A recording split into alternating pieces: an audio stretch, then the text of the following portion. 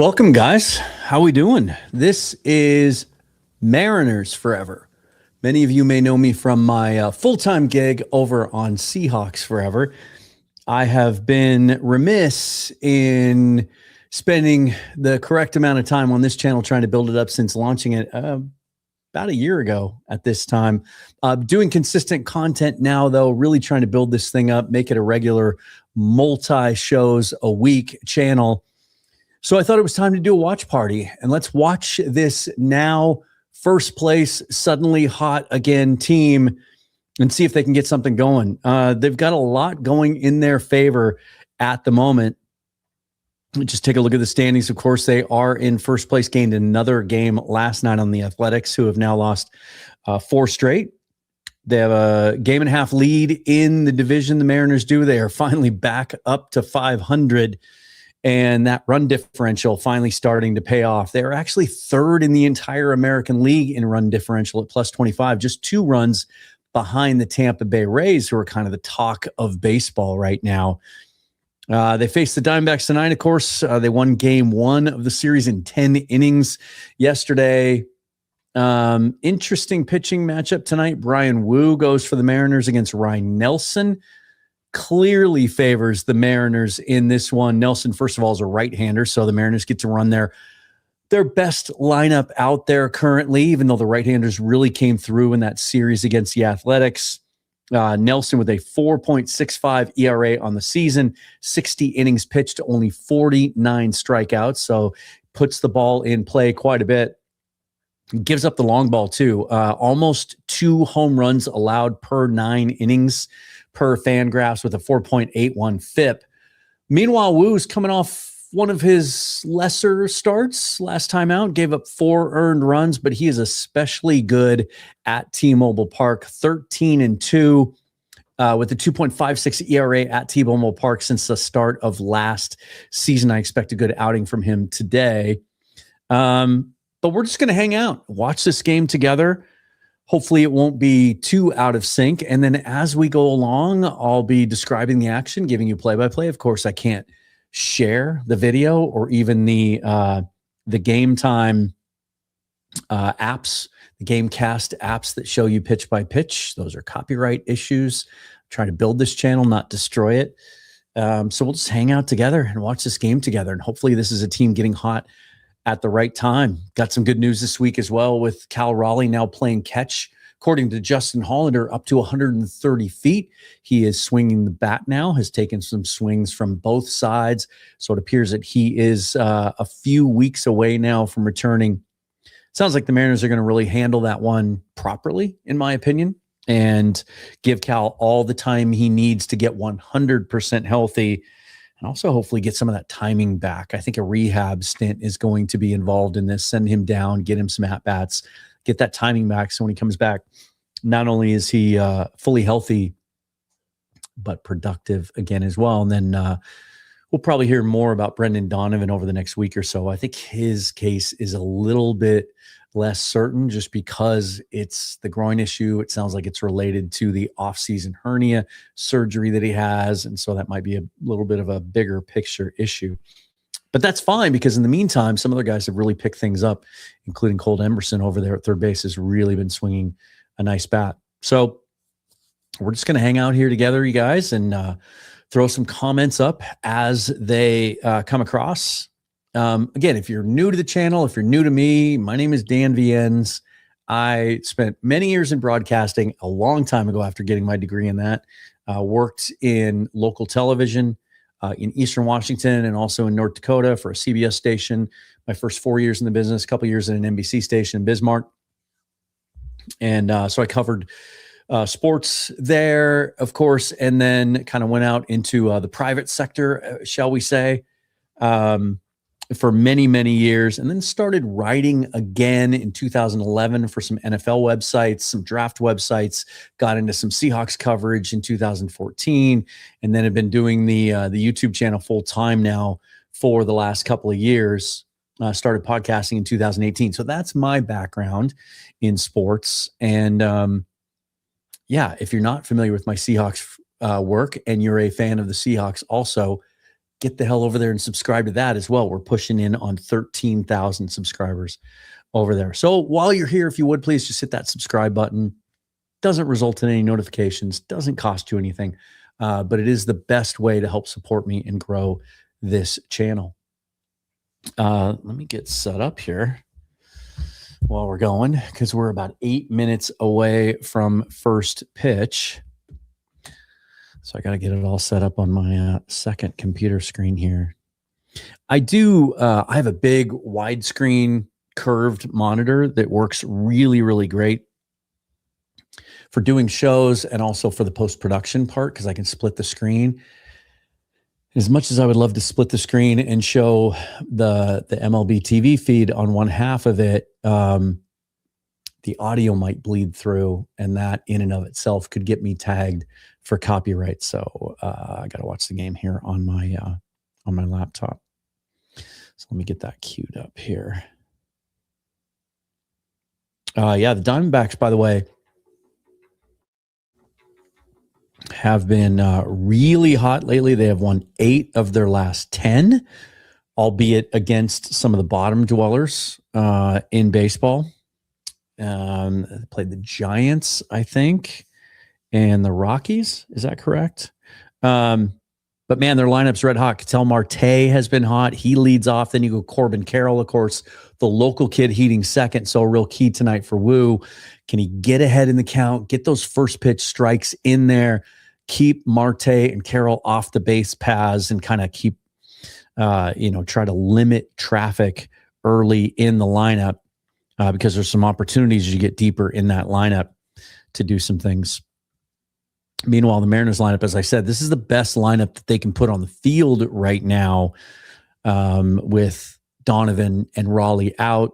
Jamal Crawford leading off, of course, Julio Rodriguez hitting second, Josh Naylor hitting third, Randy Arozarena is your cleanup hitter, Luke Raley with the home run last night, he's hitting fifth. Cole Young has moved up to sixth in the order. Dominic Canzone is DHing tonight, hitting seventh.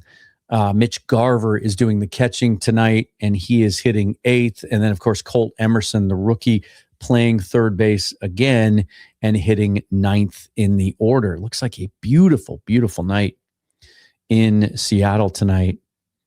Yeah, I'm really looking for a really solid performance from Woo tonight. He's better at home. We saw him have the back-to-back poor starts earlier this season and then last month, and then he really bounced back and put a couple of great starts together after that. So I do expect him to bounce back from that last one and be better. We got Ethan's Tech World 207 checking in. What's up, Dan? He says, Ethan, how are you, buddy? Thanks for being here. Raiders of the Realm says, I'd like to see Robles in there, wouldn't you? I'm okay with who do you take out of the lineup? You taking Luke Raley out, lefty, against Nelson, who gives up the long ball? I'm not doing that. I'm not taking Randy out of the lineup. He's your best hitter. He's hitting 297 on the season, and he's been hot even lately. But what I am looking for is opportunities later in the game to get Robles in there for defensive purposes. Unfortunately, though, that still means having to take Raley out of the game. So that's a tough one. When Raley's going the way that he is, it's not a simple decision to take him out of the game late. Now, if you're up a couple of runs in the ninth inning, you probably do that, and you take the chance that if you give up the lead and you go to extras, that now you're going to get to that position in the lineup, and it's Robles instead of Raley. But that being said, Robles had a really nice last couple of games in that athletic series. So, I think I think you'll see Robles at some point tonight. Ethan chips in. He agrees. Robles for defense later, if ahead. Thanks for being here, guys. There's 43 of you in here already before first pitch. That's not all that different than the views that my videos on this channel have been getting. Been right around 100 views. It's taken some getting used to, based compared to what I do over on the Seahawks channel and counting views by the thousands. But it's fun. It's fun to talk baseball again. I'll share this with you before we get started. One of the reasons that when I first started podcasting, and I doubt very seriously that any of you heard my first podcast for the first couple of years, 2018 to 2020, I did a show called The Dan Cave. Play on words. That's just kind of how corny I am. And I would talk about just about anything. I would talk about Seahawks and Mariners primarily, but would get into some WSU stuff, some UW stuff back then, maybe even I talked about the Seattle Dragons at times, the old XFL back there. But then I got the Field Goals gig for a year, and then that's what prompted me to start Seahawks Forever and focus solely on the Seahawks as far as podcasting goes. Because talking about baseball is trickier now than it's ever been. And what I mean by that is the analytical part of it has become so prevalent. And I do feel like this pendulum's swinging back the other way a little bit. But for a while there, it became so difficult to talk about baseball because if you didn't speak that language fluently, then you were considered a casual. You couldn't just talk about the eye test and what you see and what 40 years of watching baseball intently and covering the sport professionally told me. It wasn't good enough. And I got kind of tired of that. But now, like I said, I do feel like things have shifted a little bit and there's a little bit more balance in that area now.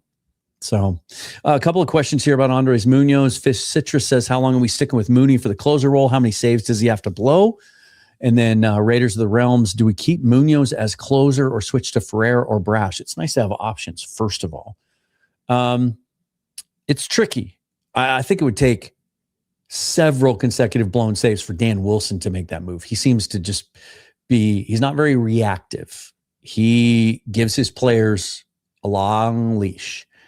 I will say this about Munoz, like in the 2 weeks prior to that, kind of sandwiched between that and then the back-to-back blown saves he had a month ago, he was really good.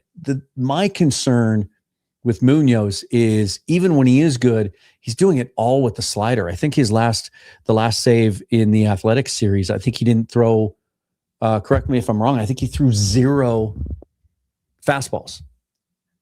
And yeah, Ethan makes a good point here. There's a lot of soft contact last night, a lot of bad luck, and a ball that was thrown away. And it's not like he's getting smoked all over the park, but he doesn't really throw the fastball as much anymore. Remember when he first came up, the thing about Munoz was 100 miles an hour. He was getting guys out with the fastball, putting guys away with the fastball, especially at the top of the zone. We don't see that anymore. So if that slider's not quite right, he's not throwing it for strikes, and guys are laying off it, then it gets a little tricky. We need to see that fastball value coming back. I do think when we get closer to the deadline, we're going to be talking about a bullpen acquisition, and maybe it'll even be a guy that can be a closer. Brendan chips in with a non-baseball question. Thoughts on the new Shinedown album? Haven't listened to it yet, but wasn't a fan of the last one. I wasn't either. I did not like Planet Zero. In fact, if I was ranking their albums, I would say that I think that was my least favorite. It was very experimental, right? And they even admitted as such. It was kind of a concept album. There's a lot more electronic elements in it. I'm thinking about knocking the dust off my music reaction channel to react to that album because I feel so strongly about it. I've tweeted about it a couple of times. I think it's the best thing they've ever done. 18 songs. It could basically be a double album. None of it's filler. And those are 18 true songs. They aren't vignettes. They aren't segues. They're 18 songs. And you could take any 8 songs off of there and make it a 10-song record, and it still might be among the best they've ever done. It's phenomenal. If you've ever liked Shinedown, any of their records throughout their timeline, check this record out because there's something on there for that. Getting going started here. Ketel Marte steps into the box for the Diamondbacks to face Bryan Woo. His first pitch of the night, breaking ball on the outside corner that Marte slaps into right field, and Luke Raley gets down on one knee to corral it. So Woo not starting Marte off with the fastball. Interesting there, as much as we liked, or as Woo likes to really, really pound the fastball. So one pitch and one away, Woo retires the Diamondbacks' hottest hitter. It's a nice way to start the game, isn't it? Looks like the roof's open, right? Should be. It's gorgeous there tonight. Goodness. First pitch from Bryan Woo to the Seattle native Corbin Carroll is fouled off out of play, 0-1. Carroll hitting .294 on the season with 7 home runs, 28 RBIs. What a great young player from the Northwest. Would have been nice if the draft would have fallen in such a way that year. What draft year was that, though? Who would we have missed out on? Second pitch from Woo is a 95-mile-an-hour fastball way up high and out of the zone. Count is even at 1-1.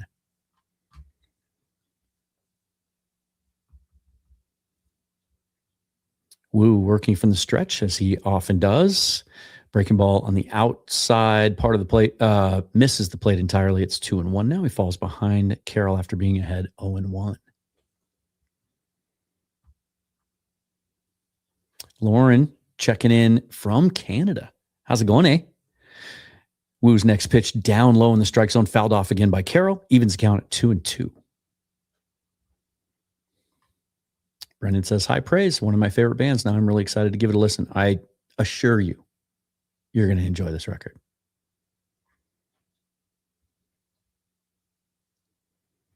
And the 2-2 pitch from Woo on the inside corner. Carroll keeps the bat on his shoulder. It is a called third strike. And he walks back to the dugout, shaking his head, looking back at the video screen. Woo with his first strikeout on the evening. 96-mile-an-hour fastball, tailing in, it kind of came back and clipped the inside part of the plate. That is a brilliant pitch from Bryan Woo. His first pitch now to Geraldo Perdomo, who had a home run in last night's game, I believe. First one misses, 1-0. Perdomo hitting .232 with 3 home runs, 21 RBIs on the season. Next pitch from Bryan Woo, swung at and missed. Fastball on the outside corner, tailing away from Perdomo. Evens count at 1-1. There are 2 outs at the top of the first inning. Bryan Woo facing the Arizona Diamondbacks, who have won 8 of their last 10, but are still 5.5 games out in the National League West, of course, behind the LA Dodgers, who lead the world in run differential. I think they have like a plus 140 runs over there. Swung on and fouled back by Perdomo. Woo ahead in the count now, 1-2 with 2 outs. Like what I see from Woo early on with that command. Woo was set. Delivers the 1-2 pitch to Perdomo. Strike 3 called on the outside corner. Bryan Woo with a scintillating first inning, striking out 2 of the first 3 batters. Retiring Ketel Marte on 1 pitch and then striking out the next 2. The Mariners will be due up in the bottom of the first inning. Is that Healy? It's a shame that I can't have the audio on because I haven't caught a game yet where he's been working, but I have heard nothing but good things. People have really raved about Ryan Healy and his work as a color commentator. Thanks for being here, you guys. 63 of you are in here right now. I consider that to be outstanding. Trying to build this channel. If you would please hit that subscribe button, that would be fantastic. Also, you guys, and I believe the link is down in the description. I've added Mariners Forever merch with the logo to my merch store. Really good quality stuff. I've got it marked down as low as the site will allow me. Really good quality t-shirts are $16. You can get a whole bunch of different things. I got a bunch of samples being sent to me this week, including the baseball tee with the color block, right? White with the navy 3/4 sleeves. Really excited to get that. Got some hats coming.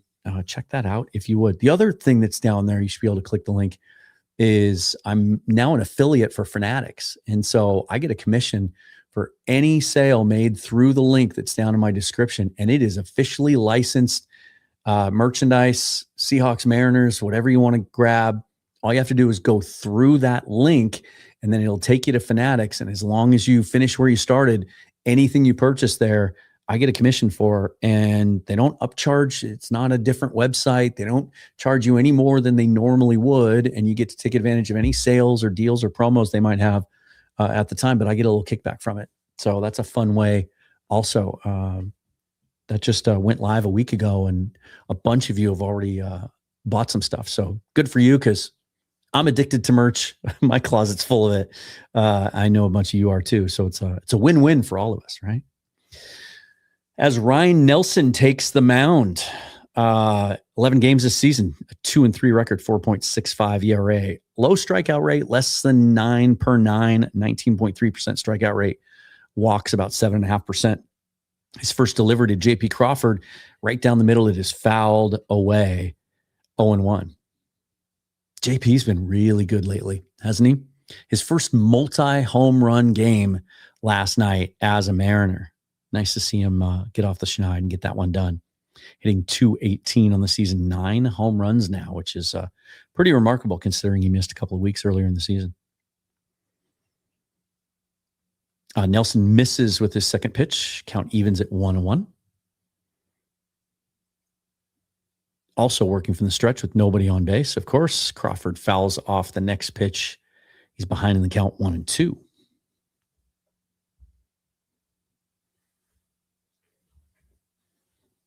Brendan asked, what would be my dream M's trade deadline? Way too far away from the deadline to really explore like guys that might be available. So many teams are in the race right now, especially in the American League with so many teams under 500. Crawford slaps this one into left field in front of the left fielder for a base hit. So Crawford leads the game off with a single and trots down to first base. But again, yeah, it's way too early to start exploring names. And even Jerry DiPoto himself talked about how muddy the whole trade deadline thing could be this year with so many teams not even, struggling just to get to 500 in the American League, which could really compact the playoff race and make it tough to discern who buyers and sellers are. But at this point right now of the season, I think Julio grounds the ball to third base and the Diamondbacks turn the double play. Julio, first pitch swinging, hits a ground ball to the third baseman, goes around the horn. Crawford out at second base. And so there are now 2 outs and nobody on the base paths. But yeah, I think another high leverage reliever to pitch at the back of games. Maybe even a closer. Those guys often become available, especially rentals if there's guys on big contracts and teams fall out of the race. So ask me again in a month and I'll have a better answer for you. Josh Naylor steps in, pops the first pitch up and away, out of play, 0-1 on Josh Naylor. 2 outs in the bottom of the first, no score.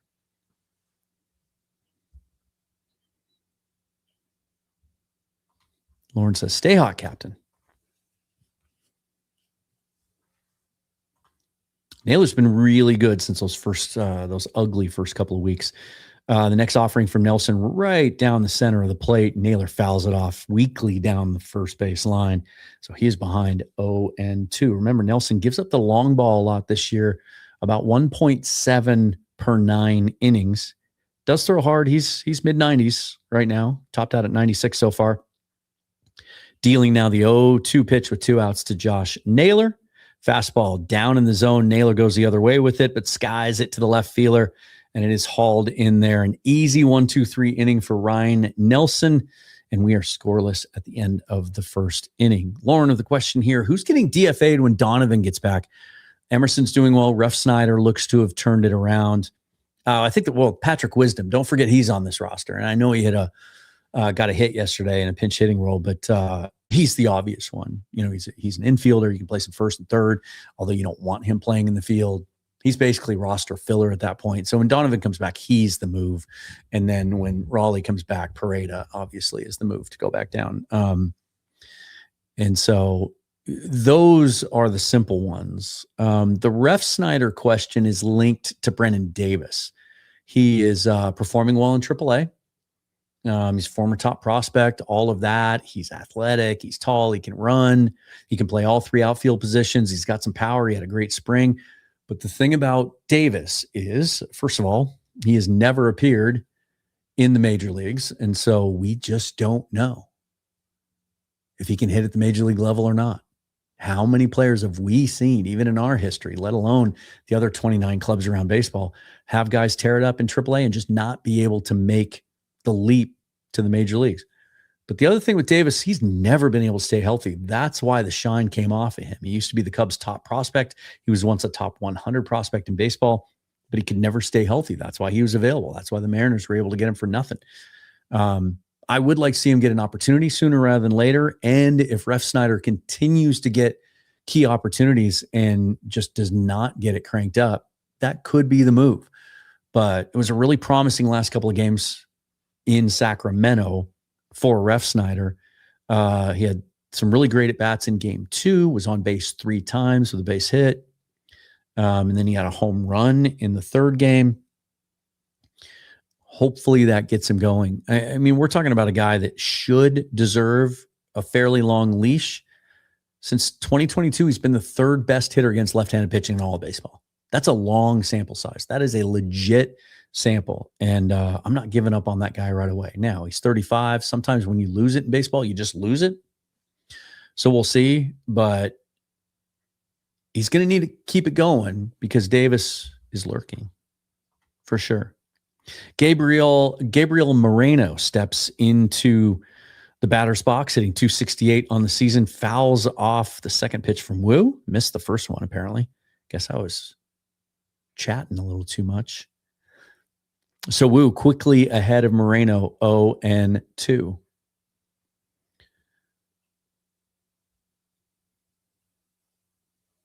Woo gets set again out of the stretch. His 0-2 pitch to Moreno is high for a ball. 96-mile-an-hour fastball, high and away. Count is 1-2.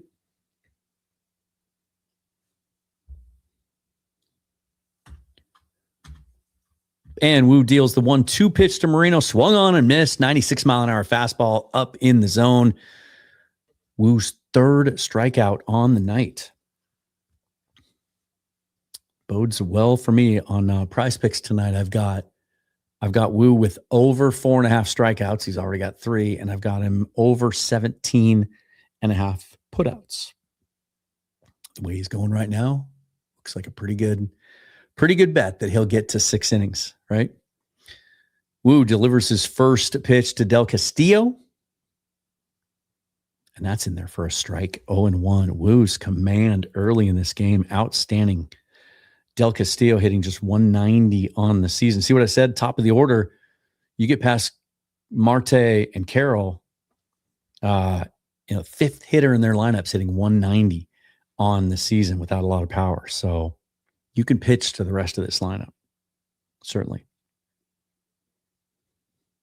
A couple of former Mariners could come into play later in this game. Brandon Garcia was traded to the Diamondbacks last year, or was it the year before? Former Mariners farmhand. And then our old friend Paul Sewald has not only circled back around to the Diamondbacks, but rediscovered his old nasty closing self. He's become the closer. He's pitching the 9th inning for the Diamondbacks lately. Woo deals the 1-2 pitch, swung on and fouled back. So the count remains 1-2. 1 out in the top of the second. Scoreless game. You can strike Del Castillo out. He's striking out at a 31% clip. And Woo is ahead of him 1-2. Woo takes a deep breath, comes in with the 1-2 pitch, way outside and high, 2-2.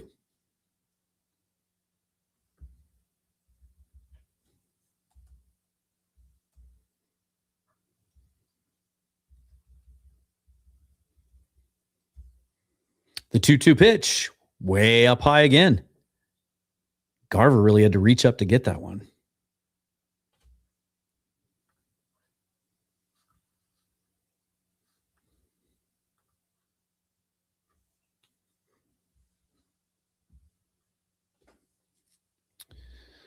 Lost my picture there for a minute, but Woo comes back and gets Del Castillo top of the zone again for the strikeout, his 4th strikeout on the evening. 2 outs now in the top of the second inning. Mariners and Diamondbacks tied at 0 in game 2 of this series.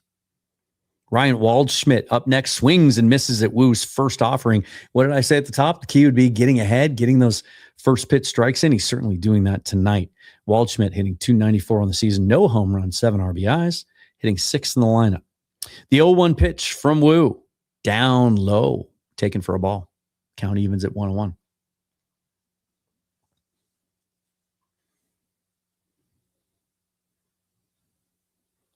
Two outs, top of the second. Woo with 4 strikeouts already, looking for number 5. The 1-1 pitch to Waldschmidt popped up and out of play. And now the count is 1-2.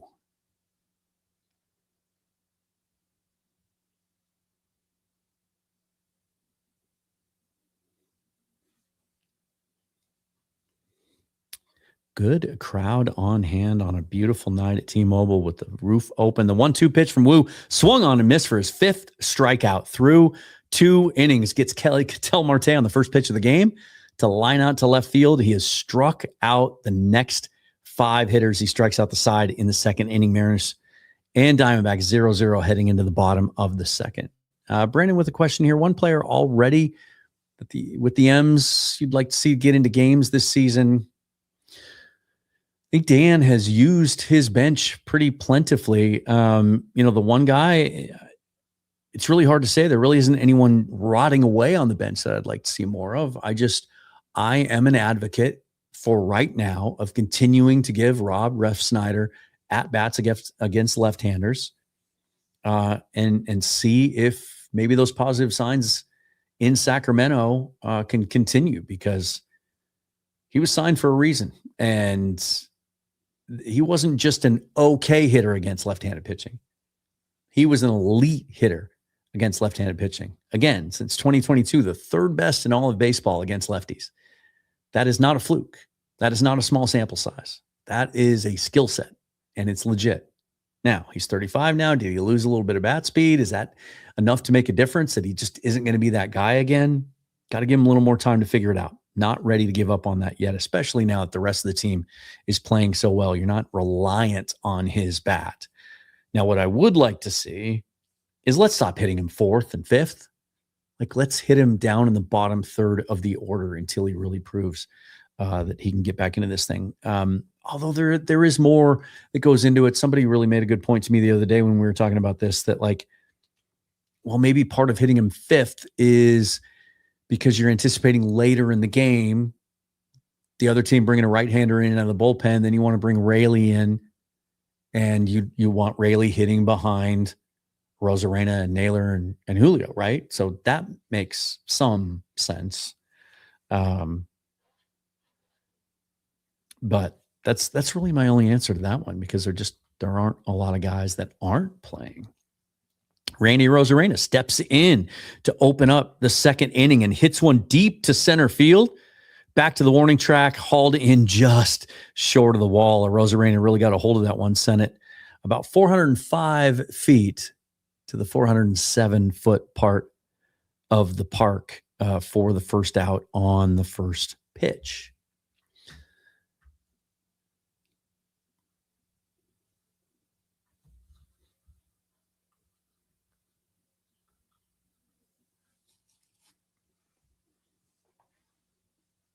Luke Raley stepping in now, the 5-hole hitter for the Mariners tonight, hitting .271, hit his 12th home run last night. Looks at the first pitch, and it's a strike from Nelson. Raley falls behind 0-1.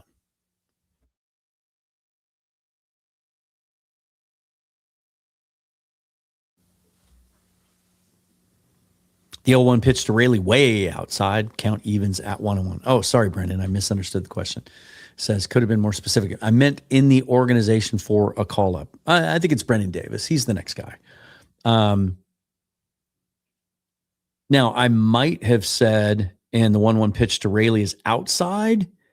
Thinks about swinging at it, but checks it in time. So it's 2-1 to Raley. I might have said Brock Rodden a couple of weeks ago when Leo Rivas was still on the roster, but they've sent him down now. I don't think there's any need for Rodden on this roster. The 2-1 pitch to Raley swung on, fouled straight back. Count remains 2-1. So it's Brendan Davis. I'd like to see him get an opportunity at some point. And whether that's for Ref Snyder or if there's an injury, I really, really would like to see if he can produce the big league level, because he's got an interesting skill set. He can legitimately play all three outfield spots, and he's got some power. The 2-2 pitch to Raley, just a bit outside. Full count now on Raley with one out in the bottom of the second. Scoreless game against the Diamondbacks. Ryan Nelson with his 3-2 pitch to Luke Raley. Right down the middle, Raley puts a charge into it to deep right field, and this ball is gone. Luke Raley with his 13th home run on the season, and the Mariners take a 1-0 lead in the bottom of the second, much to the delight of the home crowd. Perfect marriage there. Ryan Nelson giving up home runs, almost 2 per 9. Luke Raley hitting home runs, got his 12th last night. Now his 13th. What a year it has been for Luke Raley so far. Yeah, that ball had a hit me sign on it, right down the middle, about as meatball as it can get, mid-90s. Raley was on it, waiting for it, hit it to right center field into the first row of the seats. Brings up Cole Young, and he looks at a strike to fall behind 0-1. One out, bottom of the second. Mariners now lead 1-0 on the Luke Raley home run. Cole Young hitting .243 in his first full season in the big leagues and playing about as good a second base as you can play in the majors this year. I know for a while he was leading the major leagues in defensive runs saved at second base. Don't know if that's still the case, but he has just looked really, really solid in his second season, first full season. And he swings at that inside pitch and fouls it down the right field line. He's behind 1-2. He's shown a little pop in his bat. He's got 3 home runs on the season. And when he does get into one, for a guy that's not that big, tends to hit it a long way. Remember that 480-footer he had last year? And the 1-2 pitch from Young bounced up the middle, fielded there, and by Perdomo at short, and thrown to first base to get Young for the second out. Bottom of the second, Mariners lead 1-0 on the Luke Raley home run.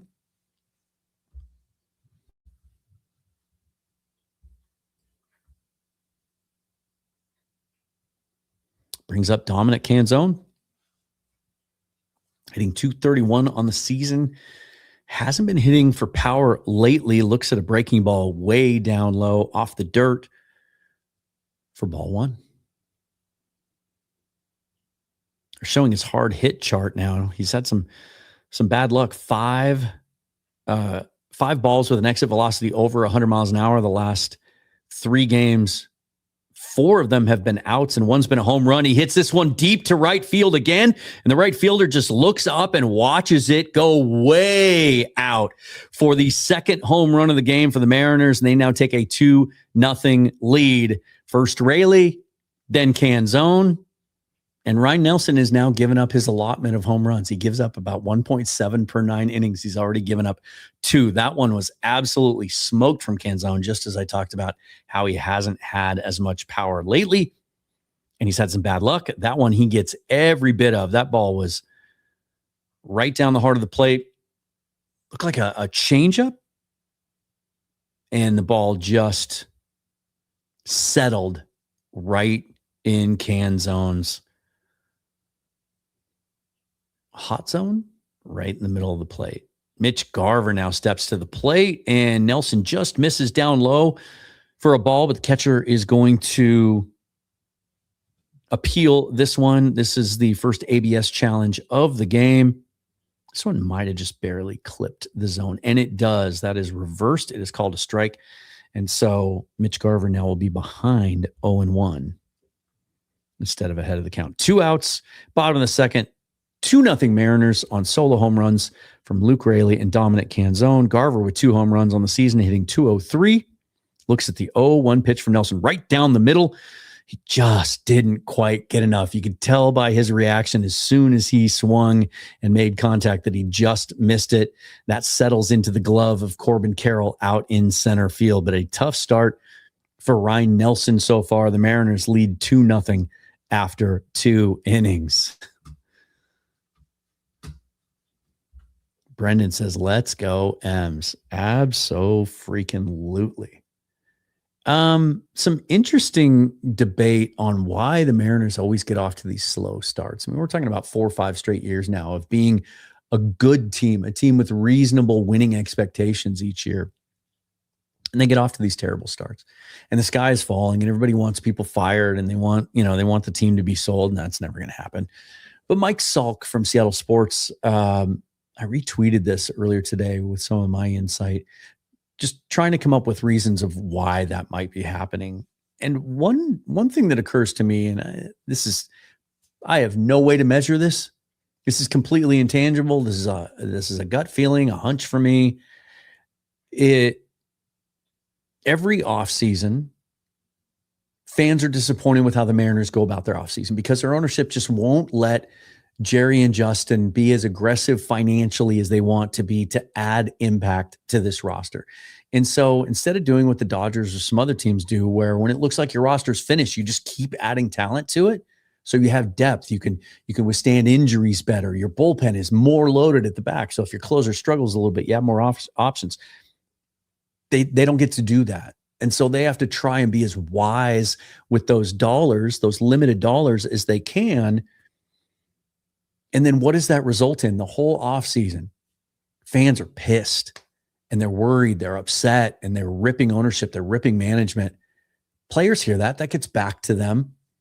Maybe it translates to them pressing early in seasons because they know the narrative. They know how much pressure there is on them to win because they don't have the luxury of going out and making those big moves. It's just one theory. I don't know if you guys have any others. The weather, I don't take that seriously as a factor because the other team plays in the same weather. And the Mariners should be more used to it. Mariners players should be more used to it than some of those other players might be. Ildemaro Vargas steps in, the number 7 hitter for the Diamondbacks, hitting .295 this season with 7 home runs. Interesting that his numbers look that good, hitting 7th with some of the guys that we saw hitting in the middle of the lineup that were struggling to hit 200. Woo falls behind with his first pitch 1-0, deals with his second pitch. That misses outside, so he falls behind 2-0 to Vargas. Woo has been getting ahead in this one. He has struck out 5 of the 6 Diamondbacks he has faced so far. That one misses just inside. No, called a strike. And Vargas is going to challenge it. No, he's not. He put his hand up. He was just calling for timeout. I thought he was gonna appeal it. That was a strike. It would have been upheld. So 2-1 Woo dealing to Vargas now. Inside part of the plate, Vargas swings and fouls it away. I'm sorry. Count evens at 2-2. I'm a little rusty, you guys. Haven't done play-by-play in a long, long time. Well, at least not since the playoffs last year.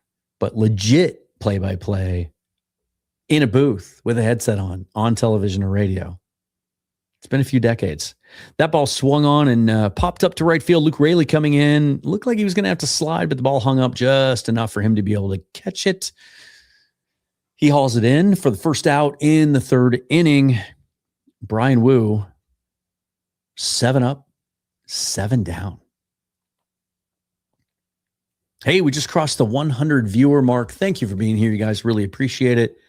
This is it's not that new of a channel. I guess I established it a year ago, but I just haven't done consistent content until the last few weeks. So if you would please hit that subscribe button, help me build this thing. Woo with his first pitch to Fernandez, the Diamondbacks number 8 hitter, catches the inside part of the plate, and he's ahead 0-1.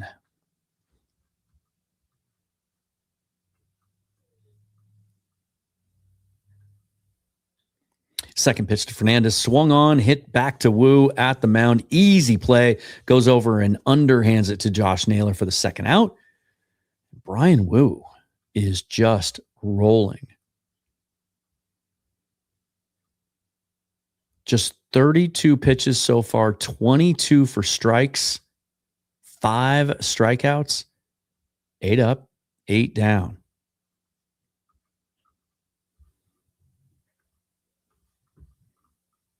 That brings up Tommy Troy, the Diamondbacks' number 9 hitter, hitting .313 on the season. Woo's first pitch to him up and in, misses the strike zone. 1-0 is the count. 2 outs, top of the third. Mariners lead 2-0. Woo behind Troy, 1-0. Second pitch, way up high. Troy holds up, does not go around, falls behind 2-0. Does Woo? To Tommy Troy playing left field tonight. The 2-0 pitch from Woo, swung on, foul back. Count is at 2-1.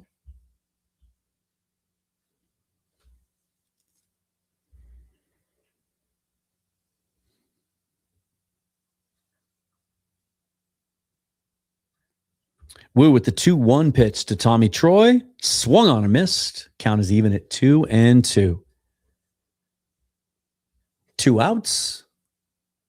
Mariners lead 2-1 or 2-0. 2-2 count to Tommy Troy.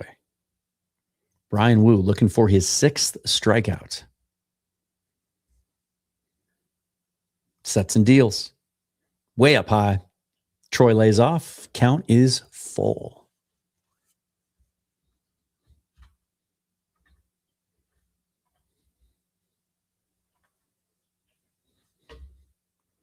Bryan Woo with the 3-2 pitch to Tommy Troy with 2 outs in the third. Swung on and hit to Cole Young at second base. Easy play as he throws over to Josh Naylor for the third out. And through 3 innings, Bryan Woo has not given up a base runner. 38 pitches, 25 strikes. I was actually looking at Ryan Nelson's numbers there. Bryan Woo, not that much different.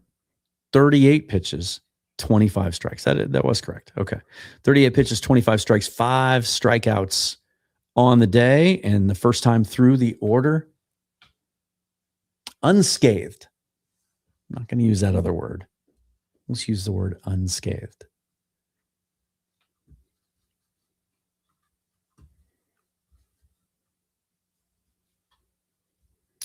Let's check in on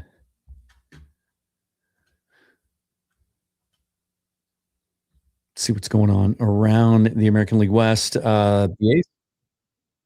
Oh, shut up, ESPN. Can I turn that off?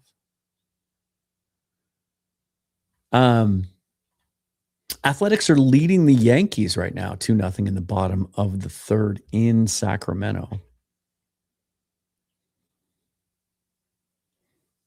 The Athletics currently a game and a half behind the Mariners. The Mariners now 29-29 on the season.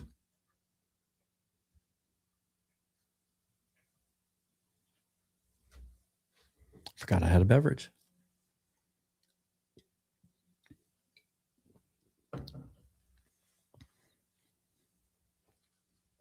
Was tonight the sleeveless Julio night? The sleeveless Julio jersey night? Or was that last night? Those look sick. I have kind of a controversial uniform opinion. That those mid-90s uniforms they had with the cutoff, the sleeveless tops, and then they would wear like navy blue short sleeve T-shirts underneath. Back in those Griffey days, I love those uniforms. They might have been my favorite uniforms of all time. Would love if they brought those back. First pitch from Ryan Nelson to Colt Emerson, swung on and missed. 0-1 the count to kick off the bottom of the third. Mariners lead 2-0. Nelson, the 0-1 pitch to Emerson. Way inside. And he misses. Backs Emerson off the plate. Count is even at 1-1.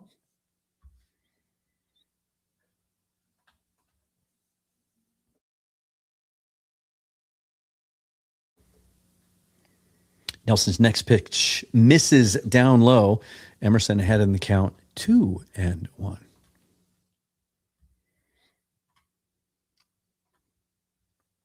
Get your comments on the screen there.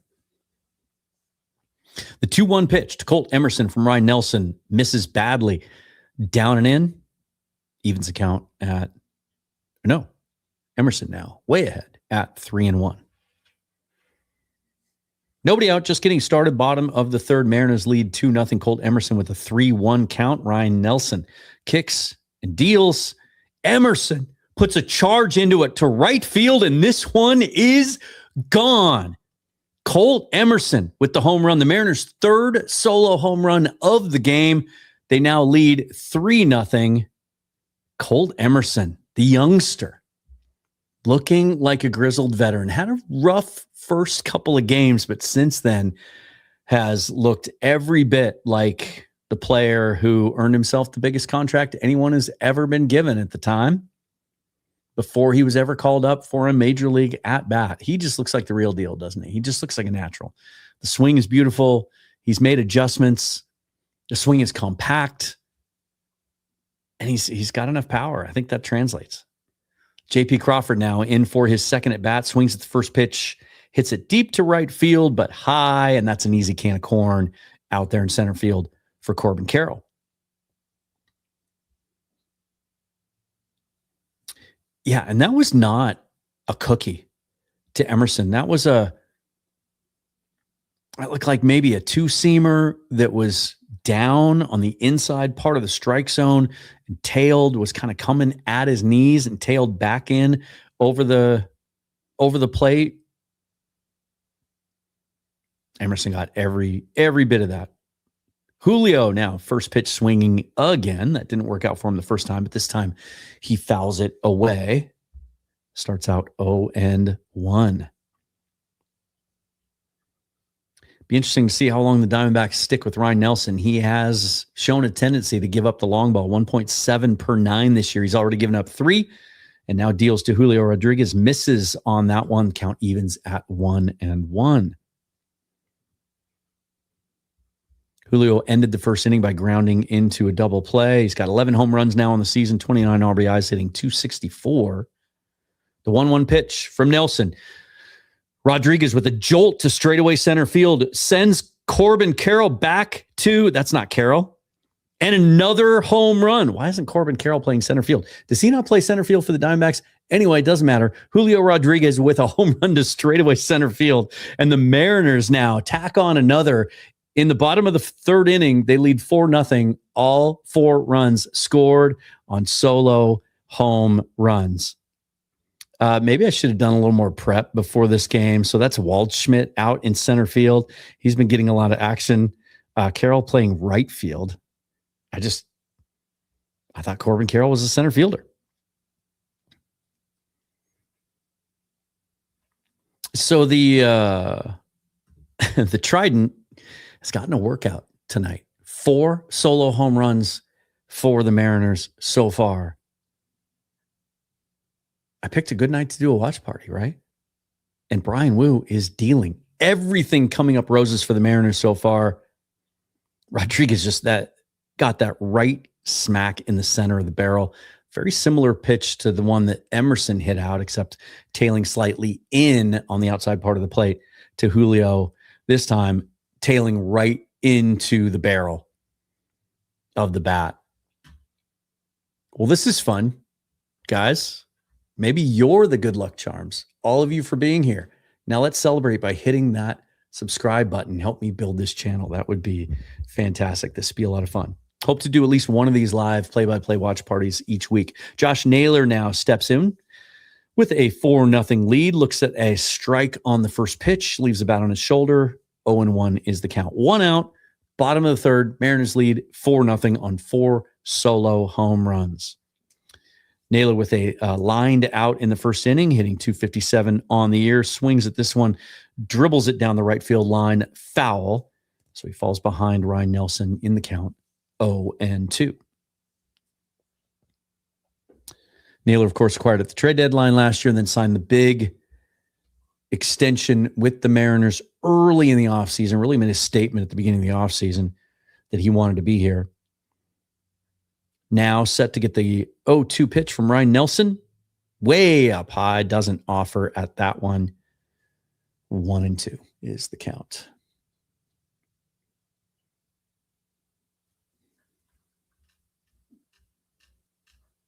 Elsewhere around the American League West, the Rangers won tonight. They beat the Royals 7-6, trying to keep pace with the Mariners. Naylor swings at the 1-2 pitch, pops it to center field. It's Waldschmidt, hauls that in for the second out in the third inning. So Naylor 0 for 2 so far tonight. If you're just joining us, thanks for being here. My name is Dan. You might know me from Seahawks Forever. Trying to build this channel, hit that subscribe button if you would. 2 outs, bottom of the third. Mariners lead 4-0.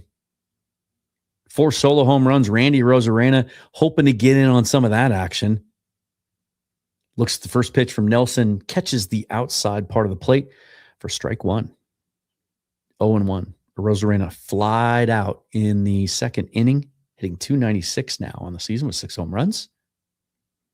Looks at the 0-1 pitch from Nelson. Swings and fouls it out of play down the right field line. 0-2 on Randy Arozarena. 2 outs, bottom of the third. Mariners lead 4-0.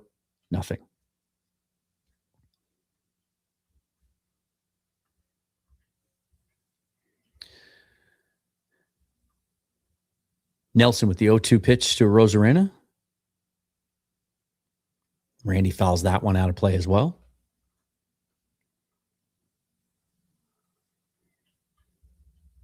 Nelson's next pitch will be his 40th here in the bottom of the third. He's ahead of the count to Randy Arozarena, 0-2.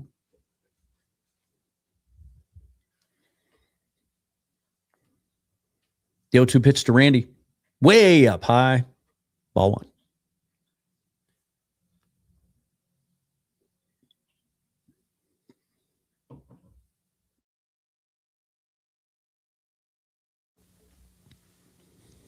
Nelson sets, deals the 1-2 pitch to Arozarena, hit to the second baseman, corrals it, and throws him out. But the Mariners strike with 2 more solo home runs. They now lead 4-0 after 3 innings. Bryan Woo, 9 up and 9 down through the first 3, set to come out for the 4th inning. He's got 5 strikeouts to this point. Again, a check around the rest of the division. The Athletics continue to lead the Yankees 2-0, now top of the 4th. The Rangers beat the Royals earlier tonight, 7-6. The Angels, who have actually been hot lately. Let's see. The Angels went on a little bit of a run. They have won.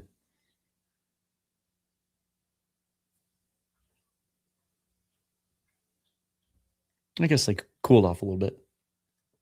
They've won 6 of their last 10. But tonight,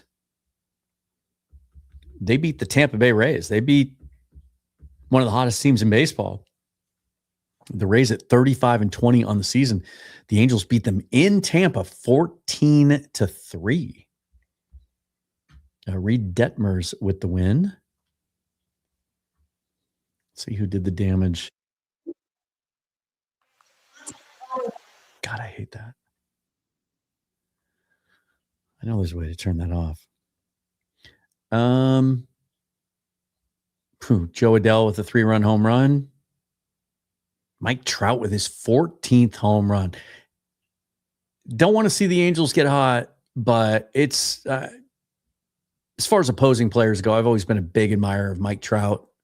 And to see him finally, after all the injuries he's had to battle the last few years, really, really bounce back and have a big season. That's a lot of fun. That's really cool. 4 home runs for the Angels all told tonight.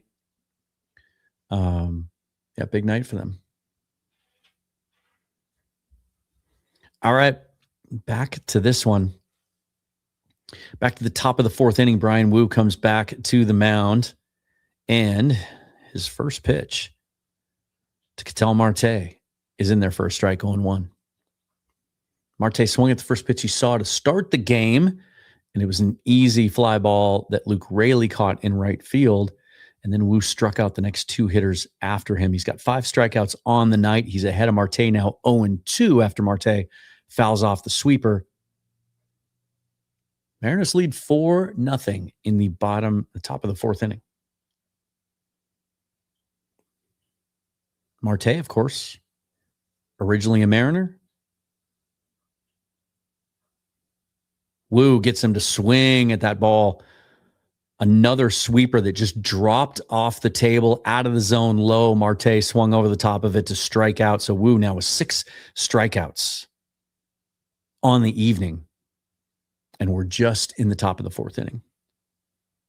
Nasty, nasty pitch there from Bryan Woo. He is really dealing it tonight. He's got control. He's got command. All his pitches are working. Set to face Corbin Carroll, the Seattle native, who struck out in the 1st inning. Up again, swings and fouls off the first pitch to fall behind 0-1. Carroll hitting .292 on the season, 7 home runs, 28 RBIs. Playing left field. I've clarified that. He's not the center fielder every game out the way that I thought he was. Lesson learned. Woo's 0-1 pitch to Carroll. Up high, fouled straight, popped up, straight up, out of play. Emerson goes over to take a look, but it's bounces off of the Athletics dugout down the left field line.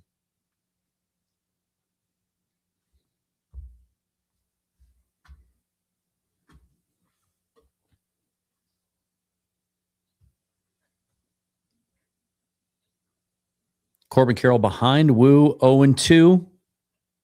Payoff pitch. Grounded to Cole Young at second base. Routine play over to Josh Naylor for the first out in the 4th inning.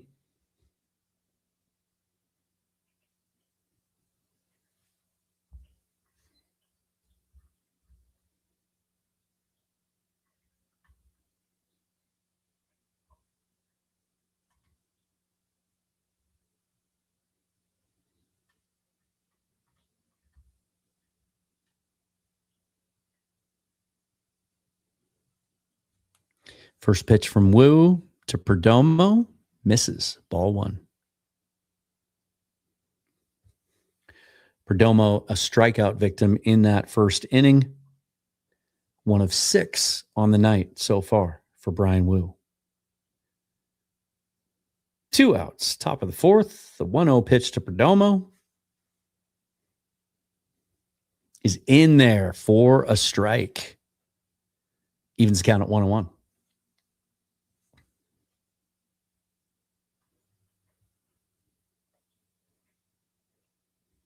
Woo comes back with the 1-1 pitch. And Perdomo steps out, calls for time.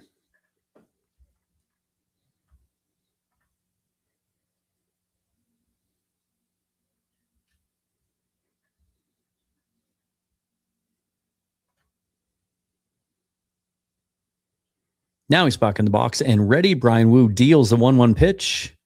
Swung on, popped up, straightaway center field. Julio calls off Randy Arozarena, hauls that one in, and another easy inning for Bryan Woo. The Mariners still lead 4-0 now, going to the bottom of the 4th inning. Bryan Woo on the evening through 4 innings, 12 up and 12 down with 6 strikeouts. He's thrown 47 pitches, 33 of them strikes. Now, the issue in games like this is when you're getting that many strikeouts, you're throwing more pitches. So, on pace right now to throw over 100 pitches in this game.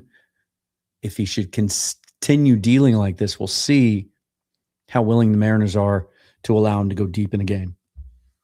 Of course, if that one thing continues to happen through 6 or 7 innings, then pitch count becomes less important this time of year when a guy's stretched out and he's had 10 or 11 starts. But we're not going to talk about that yet, right? Thanks for being here, you guys. 123 of you in here now, which for a fledgling little startup channel like this, I consider pretty darn good. Looks like most of you are watching through Twitter. 12 of you on the YouTube channel. And so I would just ask those of you watching on Twitter, if you could do me a favor, you probably already follow me on there. If you could click the little icon that takes you actually to YouTube and give me a subscription over on this channel if you don't already, I'd really appreciate that, trying to build this thing up.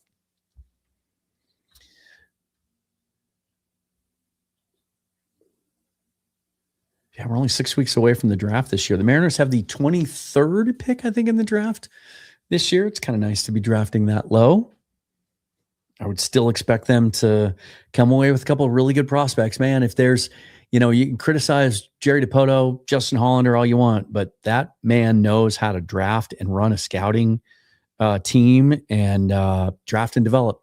They have certainly shown that they can do that. There just have not been any first round misses in a long time, and they're getting value from the rest of the draft too. So Ryan Nelson stays in the game. First pitch to Luke Raley, who homered his first time up, and he takes that one off the elbow. One pitch, one runner, as Luke Raley now goes down to first base after being hit by a pitch.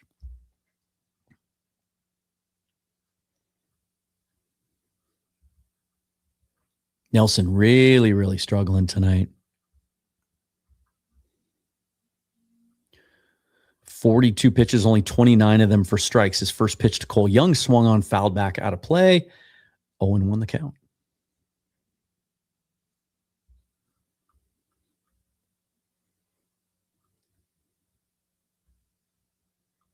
Young is 0-1 on the evening. He's made a number of plays over at second base. Second pitch also fouled straight back and out of play. Swung at the high fastball, fouled it out. 0-2 is the count on Cole Young.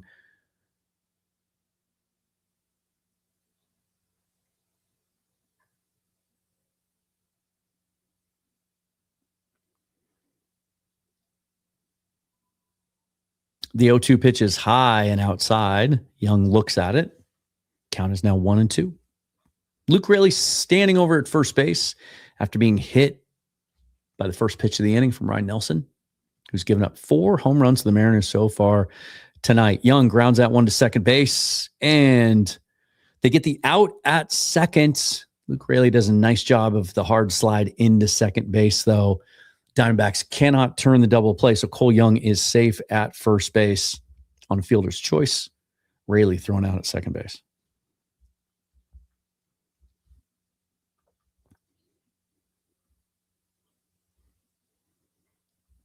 Marte just could not make the turn there. No, it was Marte to Perdomo. It was Perdomo, the shortstop, that couldn't make the turn. That brings up Dom Canzone, who hit a massive home run in the second inning, his 6th of the year, a no-doubter to right field that almost hit the facade at the base of the Hit It Here Cafe. Really put a charge into that one. One out, bottom of the 4th, 0-1 pitch to Dom Canzone with Cole Young at first base, swung at and fouled out of play. So Canzone falls behind 0-2.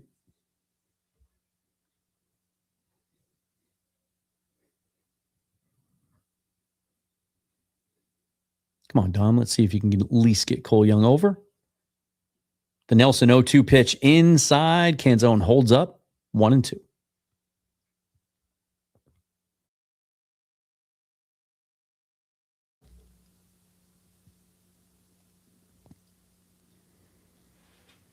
The 1-2 pitch to Dominic Canzone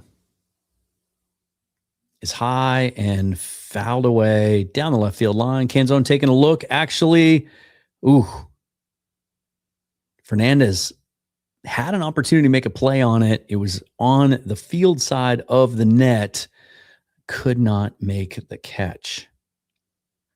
So Canzone stays alive.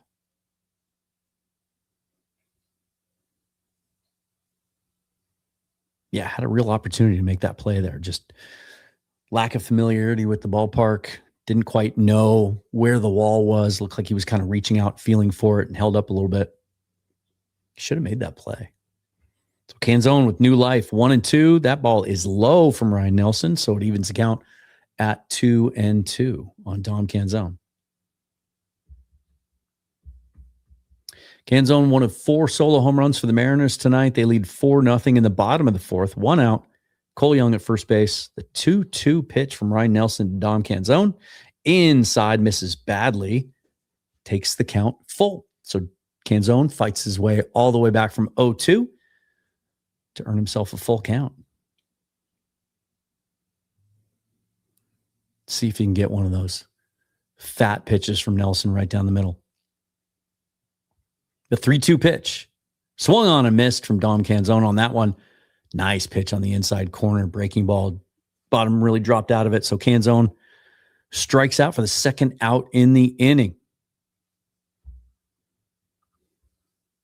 That brings up Mitch Garver, 0-1 on the evening. With 2 outs, bottom of the fourth, Cole Young over at first base.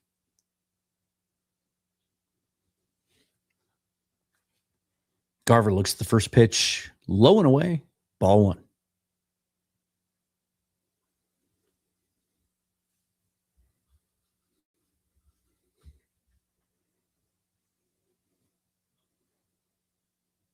Ryan Nelson gets set. The 1-0 now to Mitch Garver. On the inside part of the plate, Garver offers at it, fouls it straight back. Count is even at 1-1.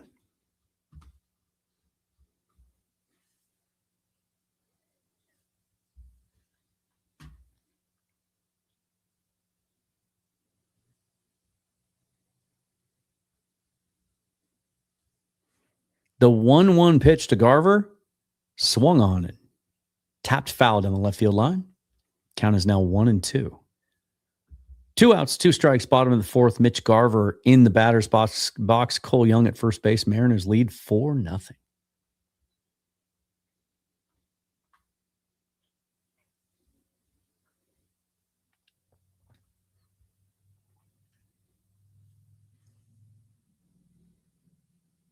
Here's the 1-2 to Garver. Way outside. Evens count at 2-2.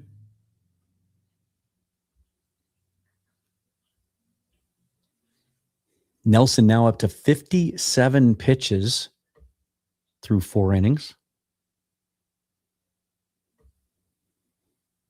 Count is even on Garver with 2 outs. The 2-2 pitch swung on and fouled back again. Garver stays alive. Gonna get a little more comfortable here, you guys. Hope that's okay.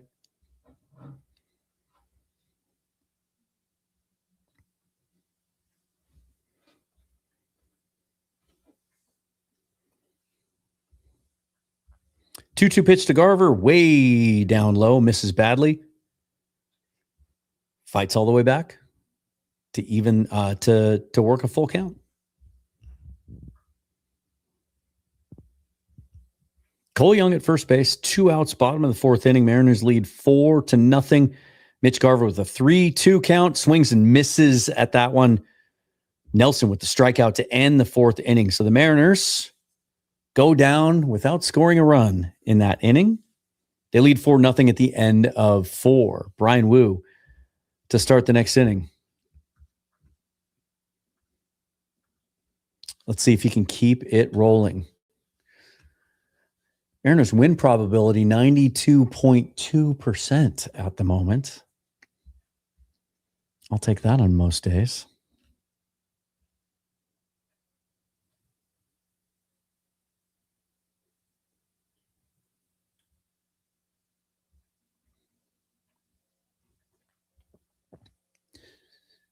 Due up for the Diamondbacks in the top of the fifth, Moreno, Del Castillo, and Waldschmidt, bottom of the order.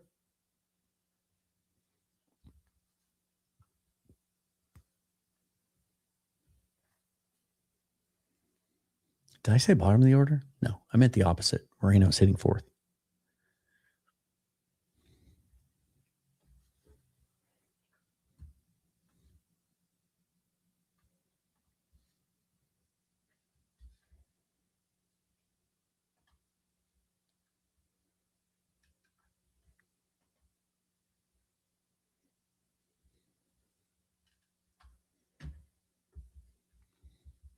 Yankees are on the board now. It's 2-1 Athletics in Sacramento tonight. The Athletics currently a game and a half behind the Mariners.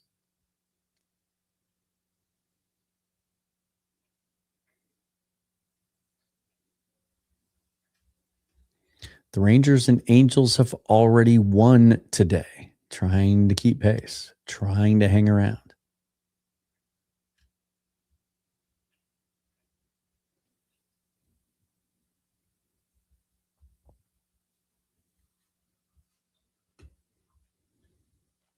Nelson now up to 60 pitches through 4 innings. Bryan Woo comes out for the fifth at just 47 pitches, 33 of them strikes.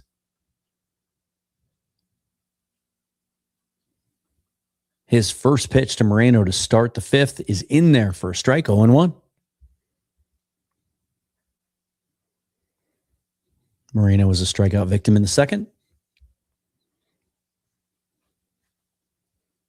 The 0-1 pitch from Woo hits him on the elbow.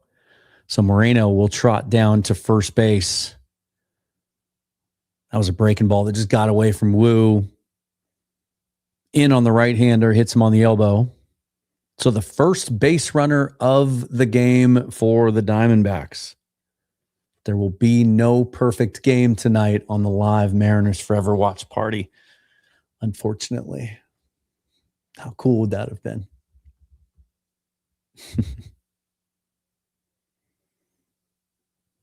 Brings up Del Castillo.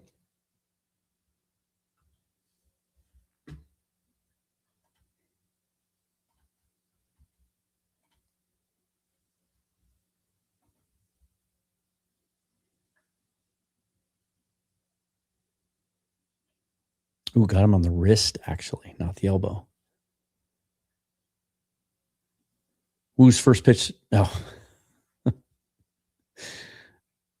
They did that thing where they show the replay again. They've shown it like 13 times now. But they showed one at full speed without the replay graphic on. So I thought it was the first pitch to Del Castillo. What is the holdup here? Are they checking? Are they looking at it to see if it hit the knob of the bat? No. Okay. Kind of hard to tell without the audio on. Maybe it is.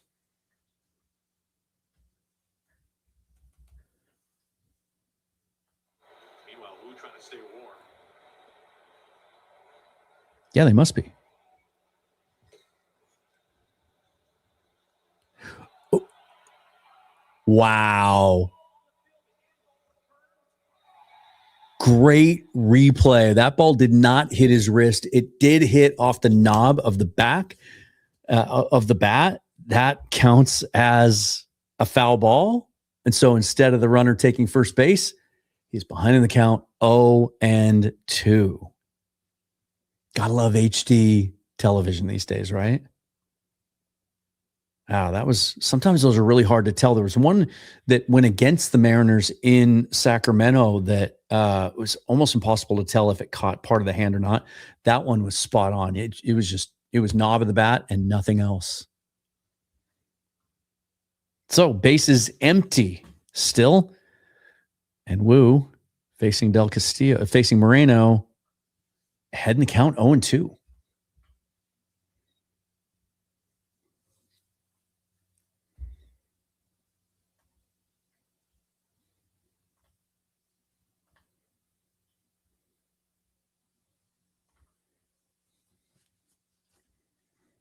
Woo's 0-2 pitch to Gabriel Moreno. Swung on it, fouled away. Count remains 0-2.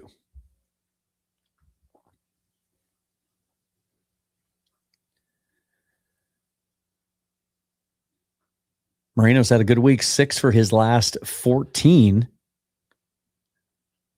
Calls time, steps out of the batter's box. He's behind in the count 0-2.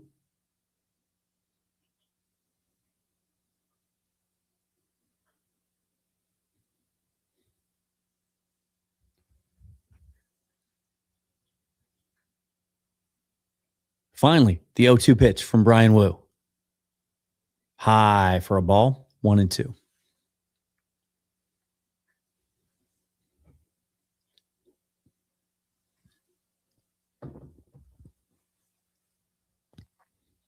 Woo with the 1-2 pitch to Moreno. Swung on and missed. Moreno is down on strikes. Woo's 7th strikeout on the evening. And that was nasty. That's tough for a right-hander. Woo with the two-seamer on the outside part of the plate. Looked like it was going to miss the strike zone and then tailed in and caught it. It was enough for Moreno to swing at, and the strikeout. Del Castillo now steps in for a second at-bat of the game. Looks at a strike, 0-1 from Bryan Woo. 1 out, top of the 5th. Mariners lead 4-0. The 0-1 pitch. Swung on a missed. Quickly 0-2 to Adrian Del Castillo, hitting just 188 on the season.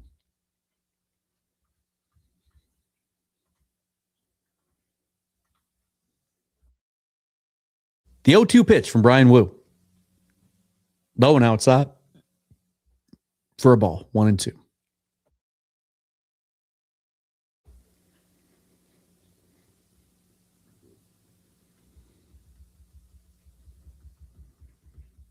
Woo with a big deep sigh and the 1-2 pitch, and it's smoked right up the middle for a base hit. The first hit given up by Bryan Woo from Del Castillo.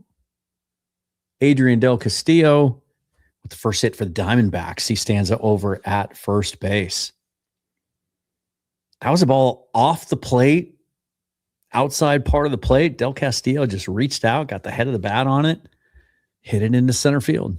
So there will be no hitter on the live watch party tonight. So I guess now I can talk about it. That would have been really, really cool. So runner at first now, 1 out for the Diamondbacks, top of the 5th. Woo starts off Waldschmidt with a strike. 0-1.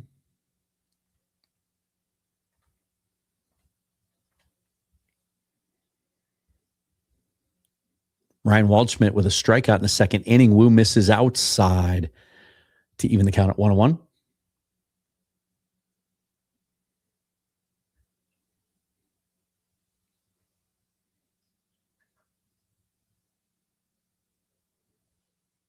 Runner at first, 1 out, the 1-1 pitch. Hit to Colt Emerson at third base, down to Cole Young at second base, over to first base, but not quite in time to get Waldschmidt. So the double play is unsuccessful, but the lead runner is cut down. And so now the Mariners with 2 outs and a runner on first in the top of the 5th. Nice, easy play for Emerson. It was hit to his left. Probably felt right at home over there. By the time he fielded the ball, he was basically at shortstop, which is where he will be long term after this season, if not before.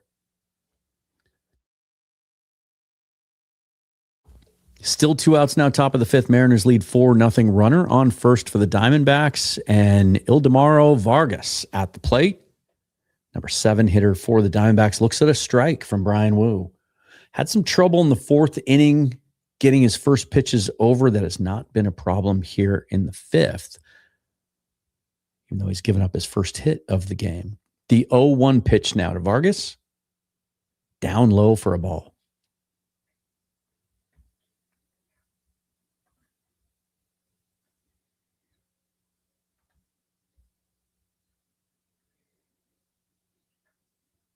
Vargas hitting just 100 over the last 7 days. Looks at a 1-1 pitch now from Bryan Woo. Down low for a ball, 2-1.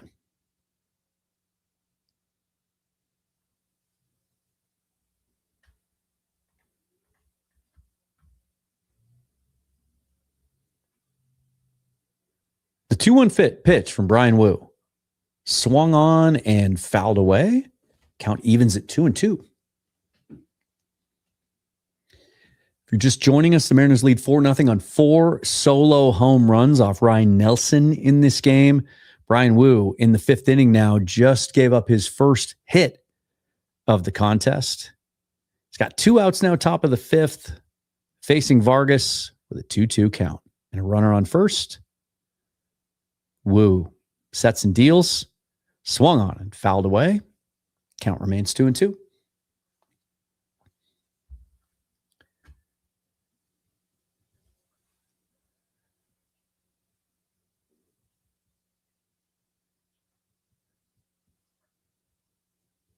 Vargas hitting 295 on the season, but as I said, over the last week, just hitting 100.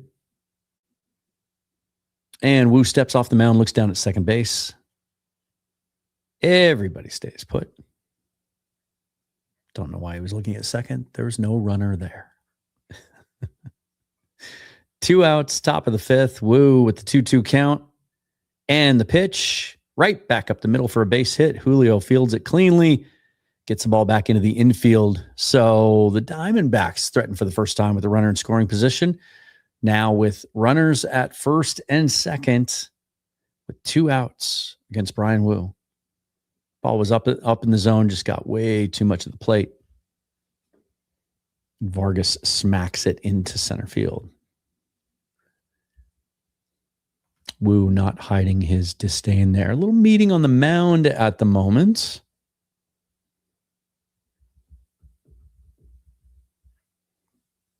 Not quite sure what that was about. Jose Fernandez steps into the batter's box now. Hitting .268 on the season.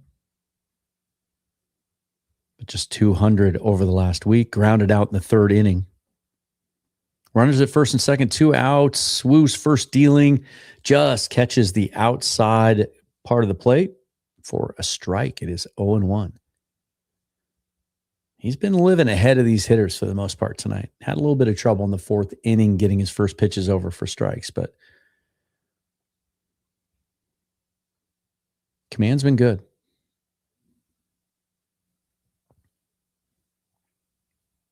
The 0-1 pitch to Fernandez. Down low. 1-1.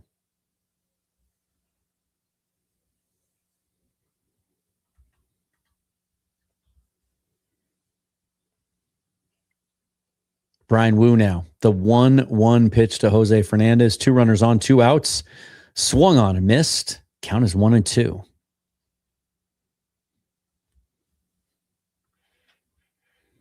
Woo with 7 strikeouts already. Looking for his 8th here in the 5th inning, facing Jose Fernandez. He's ahead in the count, 1-2. 2 runners on, 2 outs. Mariners lead 4-0 in the top of the 5th. Woo sets now and deals. Ball is low and away. Not even close. Count evens at 2-2. Try to get Fernandez to bite on a sweeper there.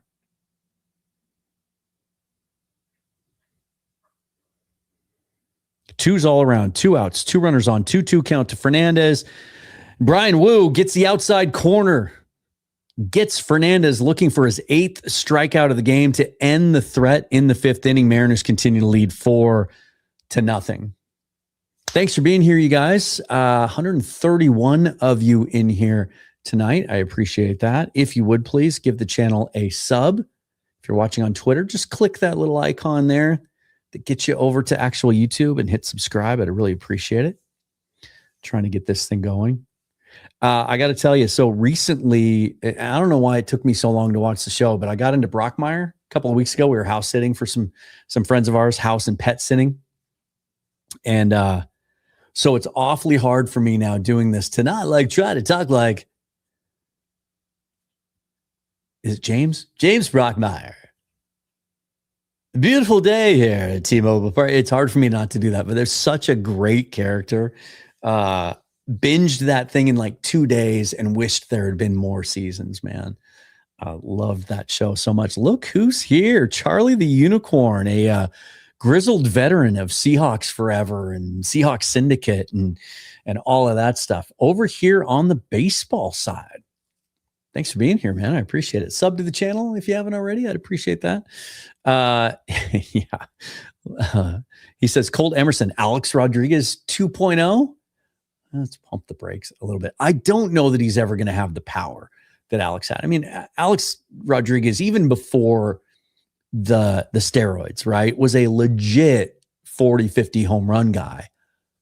I don't think Colt's ever going to get there. That swing is easy. The bat to ball skills are tremendous. The plate discipline's great. I do think he's got 20 to 25 home run upside.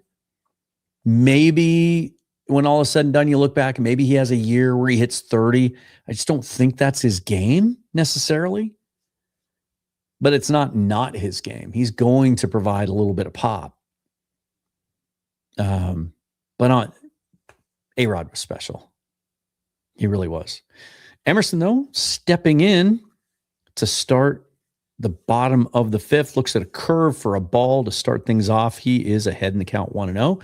Ryan Nelson still out there. His 1-0 pitch to Emerson now. High, clips the zone. Count is 1-1. Emerson's last time up with his second home run of the year in the third inning, now hitting 250 on the season, 7 runs batted in. The 1-1 pitch to Colt, it's up and in, and he got him to swing at it. That was an ugly pitch, ugly result. 1-2 the count now. Bryan Woo in the dugout has like a belt on his ab, on his core. I'll get back to that in just a second as Nelson deals the 1-2 pitch to Emerson. Up and out of the zone, but Emerson waves at it and fouls it straight back. So he's still behind the count 1-2. I don't know if that's related to the mound visit, if Woo's had any kind of a core issue, or if that's something he does between every inning. Maybe it's not a new thing. Don't know. The 1-2 pitch to Emerson, waved at and missed, up and in. Again from Nelson. Emerson down on strikes. That is Nelson's third strikeout. He has now given up 4 home runs and struck out 3. Brings up J.P. Crawford. He's 1 for 2 on the evening. His first multi-hit game last night came against these Diamondbacks, of course. First pitch from Nelson, way high and out of the zone. 1-0 to start on Crawford. Had a base hit to get things started in the first inning. Looks at the 1-0 pitch. That's inside. Misses. 2-0.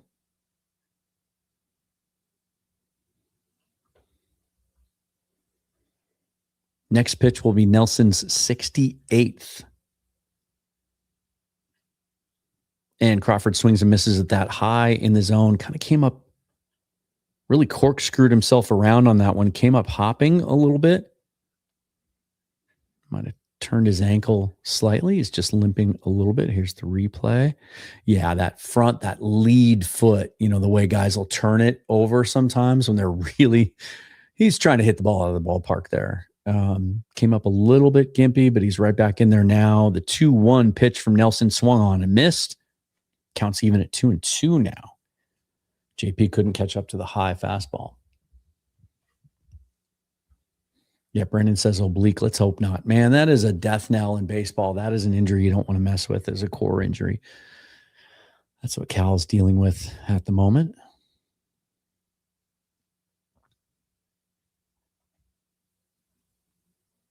J.P. Crawford standing in. Nobody on. 1 out, 2-2 pitch. Swung on and fouled back. Count remains 2-2.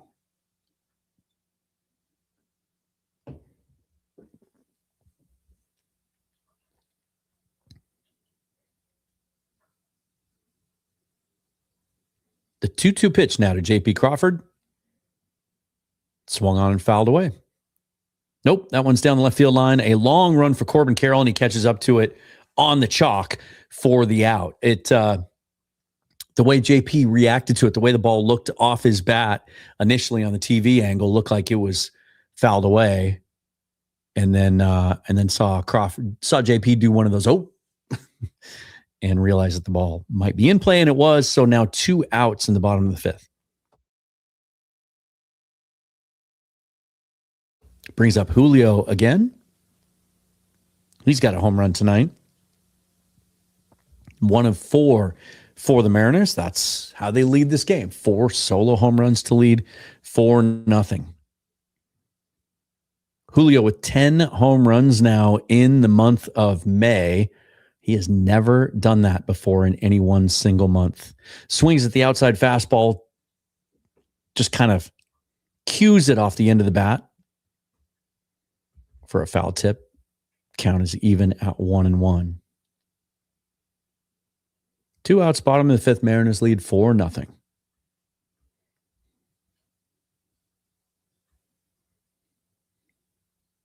Julio with his 12th home run overall earlier tonight. The pitch from Nelson swung on and missed. Count is 1-2 now on Julio.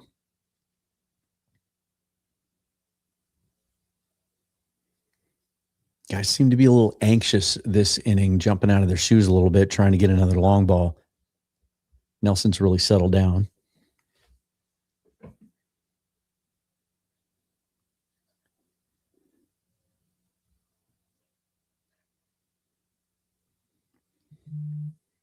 2 outs, bottom of the 5th. Julio in there with a 1-2 count facing Ryan Nelson. And the pitch from Nelson.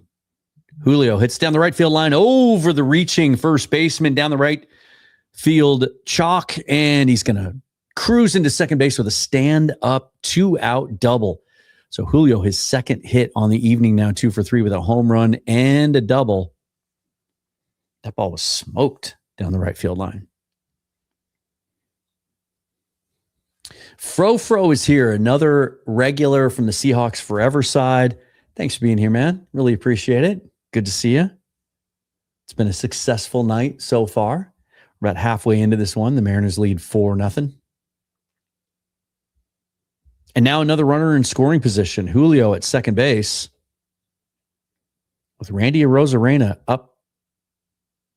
No, Josh Naylor is up to the plate. Naylor 0 for 2 so far tonight. Looks at the first pitch strike from Ryan Nelson right down the middle. Fastball.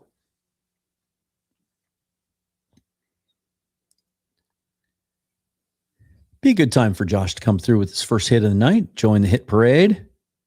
Get Julio in from second for the 5th run tonight.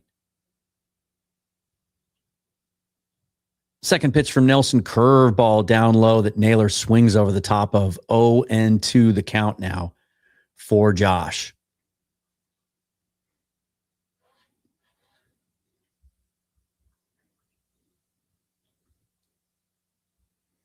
Naylor with 5 home runs on the season, looks at the 0-2 pitch, sends it to Carroll in left field, doesn't even have to move. Easy fly ball for the Seattle native, and that retires the Mariners in the 5th. After 5 innings, it is 4-0 Mariners as we move to the 6th. Let's take a look at the rest of the scores. Check in on that A's-Yanks game. The Athletics still leading 2-1 now in the middle of the 6th inning in Sacramento. The A's starting the evening a game and a half behind the Mariners. The Angels and Rangers have already won earlier today. How about those nasty Astros? I didn't even mention them because I just don't think about them. Where are they? The Astros won tonight, too. They beat the Brewers 9-2. So the American League West all around with some quality wins tonight. The Astros beating the first place Brewers, and the Angels absolutely taking the Rays to the woodshed in Tampa tonight, 14-3. The Rangers beat the Royals 7-6.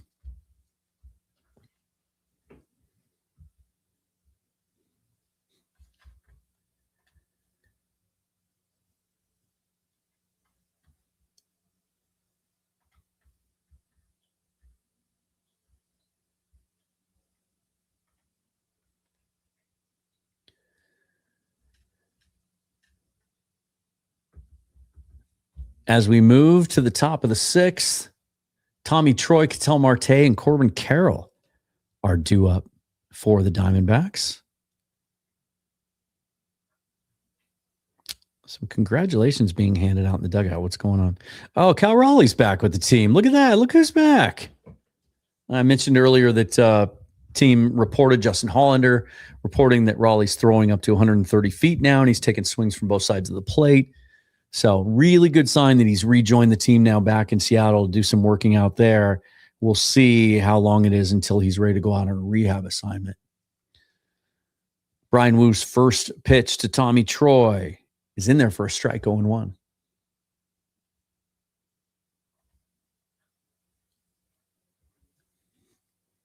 The 0-1 pitch swung on and missed, and Woo quickly ahead of Troy, 0-2 to start the 6th inning.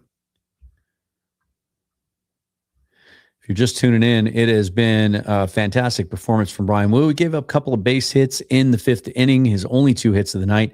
Otherwise, he has not given up an earned run. He has not walked anybody. He's got 8 strikeouts through 5 innings. The 0-2 pitch to Tommy Troy swung on and fouled down the left field line. Count stays at 0-2.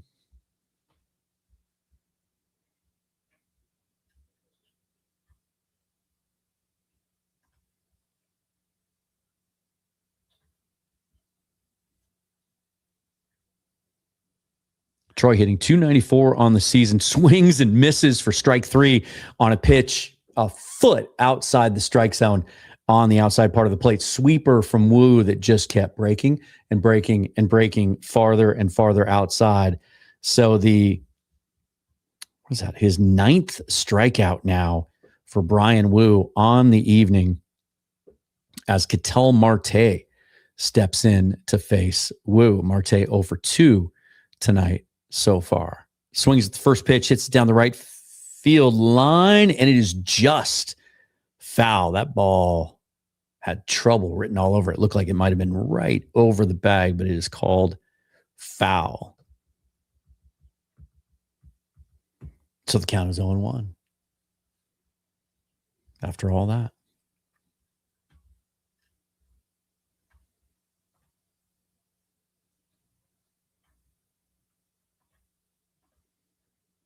The 0-1 pitch to Marte from Woo. Swung on, hit down the right field line. Naylor with the diving stop.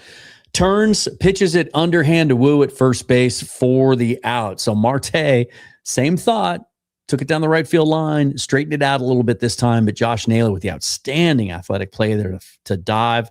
Full out going to his right. Quickly gets to his feet. Turns. Tosses it to Woo for the out at first base to retire the second Diamondback of the 6th inning. So quickly 2 outs now for the Mariners.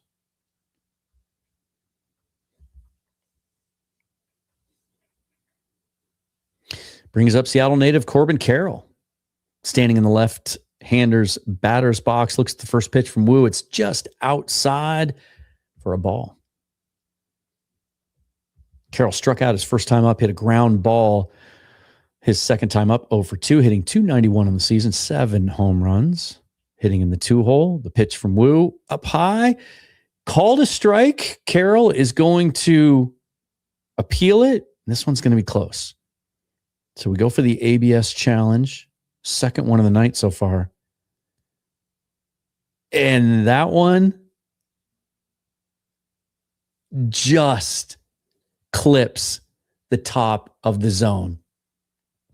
That's one of those that, there's been some controversy this year with the ABS system that should a ball that only gets a tiny, tiny percentage of itself in the zone be called a strike?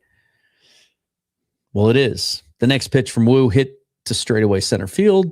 Julio's camped under it for the easy out.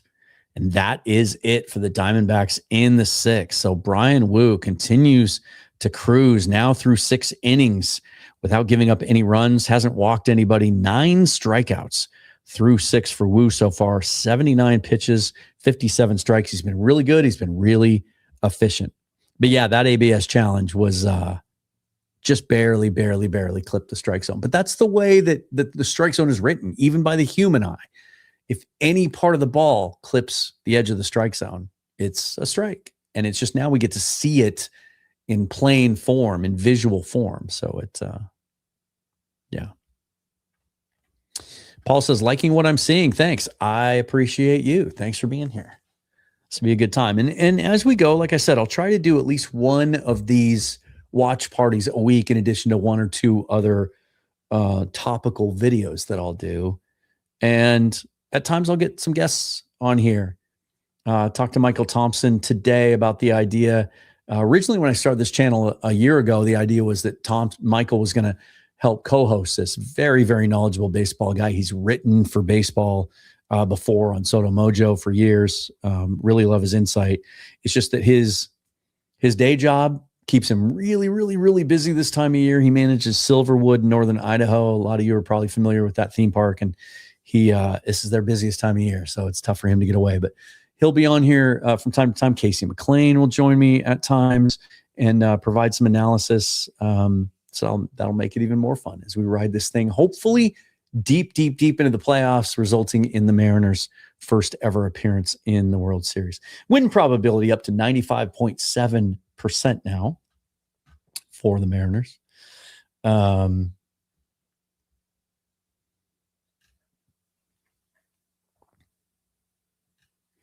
see if Ryan Nelson comes back. I didn't see if anyone was in the bullpen earlier. He is up to 78 pitches now. He does stay in the game. He had a good fifth inning. Starts Randy Arozarena off and dots a strike on the inside lower part of the strike zone. Arozarena behind in the count, 0-1. Randy 0 for 2 tonight. The 0-1 pitch way outside and down from Nelson. Evens the count at 1-1.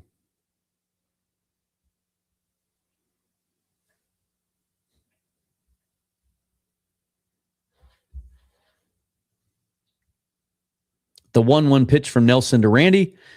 Outside, same location, down with the curveball, 2-1. Randy flew out to center in the second inning, grounded out to second in the third. The 2-1 pitch now, way up high, 3-1 to Arozarena. Diamondbacks have anybody up in the pen?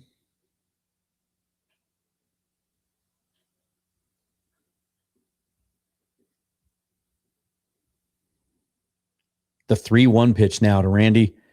Swung on and missed. Count goes full at 3-2. I feel like the next time I do this, I might have to have one earbud from my laptop in here so I can hear the audio, so I can get those little things that they don't always show on the TV copy. The 3-2 pitch to Randy, swung on, fouled straight back. Stays alive. Nelson still throwing hard. That one at 96 miles an hour. That's his 84th pitch of the evening. 57 of them for strikes. Rocks back in the 3-2 pitch. Randy hits it down the third baseline, fielded cleanly, but the ball is thrown way over the head of the first baseman into the dugout. So Randy trots down to second base. And are they going to give him third?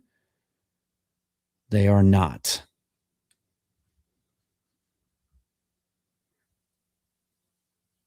Yeah, Jose Fernandez fielded that ball cleanly at third base. Should have been a routine play deep in the hole, but just airmailed it over Vargas's head into the dugout. And so Randy stands at second base. Nobody out, runner in scoring position. Bottom of the sixth inning, Mariners already leading 4-0 on 4 solo home runs, if you're just joining us. Colt Emerson, Julio Rodriguez, Luke Raley, and Dom Canzone with the home runs. Raley now standing in, looks at a ball for ball one. Luke was hit by a pitch his last time up, so he's at 1 for 1 with the home run on the night. Now he's ahead in the count 1-0 with Randy Arozarena standing at second base. Swing and a miss. Count evens at 1-1. I think that was Nelson's hardest pitch of the night. That was a 97-mile-an-hour fastball. Center cut. Raley now facing the 1-1 pitch. That ball is outside for ball 2. In Utero says his kids are home on their way home from Silverwood right now.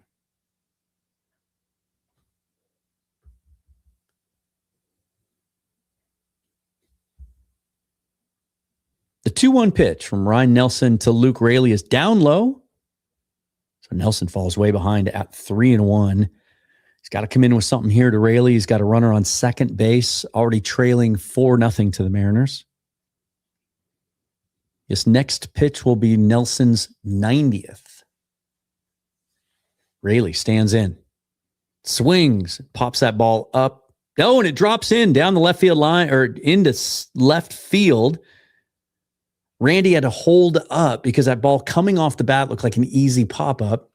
Then they switched to the other camera angle, and it drops easily in front of Corbin Carroll out there in left field. So Luke with the ball just off the end of the bat. He didn't even know where it went. They're showing the replay now. He's looking to the right. He thought he popped it up to right field. It actually went to left field. Got down pretty quickly. Had a lot of top spin on it.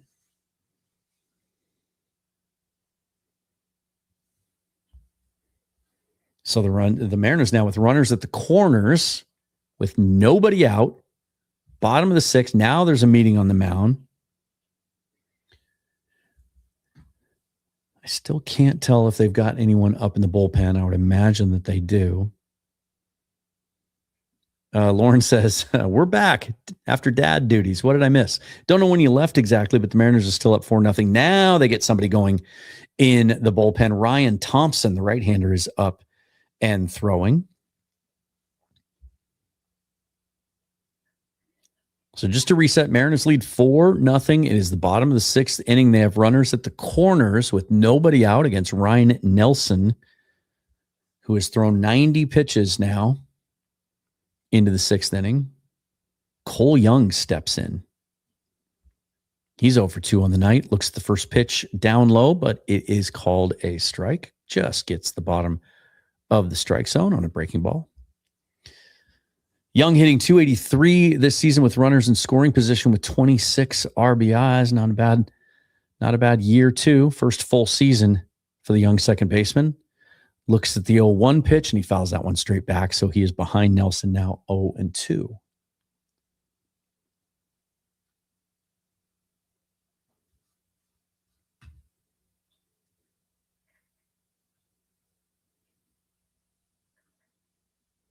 With Thompson warming up down in the bullpen, Nelson gets ready to deliver the 0-2 pitch to Cole Young, and he fouls that one off. Count stays at 0-2.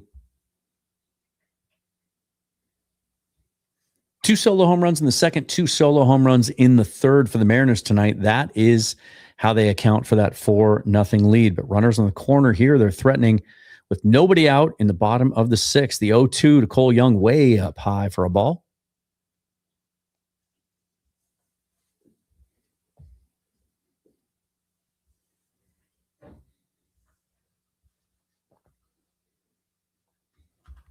Got a little basketball update for those of you who care up there now. Apparently the Thunder lost today. The 1-2 pitch to Young, high for a ball. Evens count at 2-2.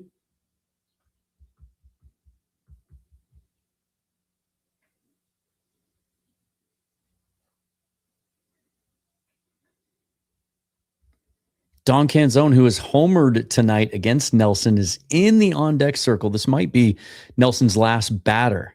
Misses up high, but Young waves at it and fouls it straight back. Count remains 2-2.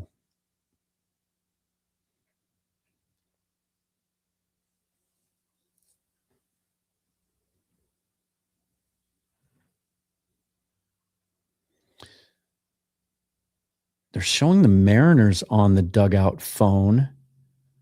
So they may be thinking about getting someone up in the pen now as well. Bryan Woo has thrown 79 pitches through 5 innings so far.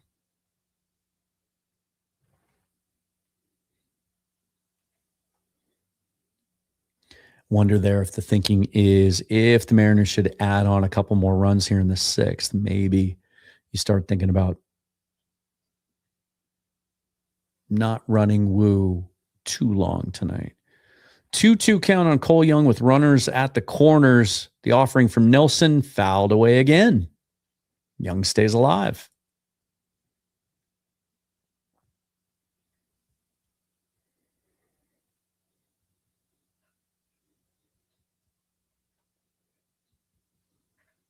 Nelson throwing harder in this inning than he had earlier in the game. He's hitting 96, 97 with that four-seamer. He's even at 2-2 to Cole Young. The pitch hit into right field. Caught by the right fielder. Randy tags up at third base, and he's going to score easily. So the Mariners extend their lead. They now go ahead 5-0 with the sacrifice fly from Cole Young. Ball hit to shallow right field. Corbin Carroll was able to catch that, but not really known for his throwing arm. Not able to really challenge Randy at the plate. The ball was cut off by the pitcher. Didn't have a chance.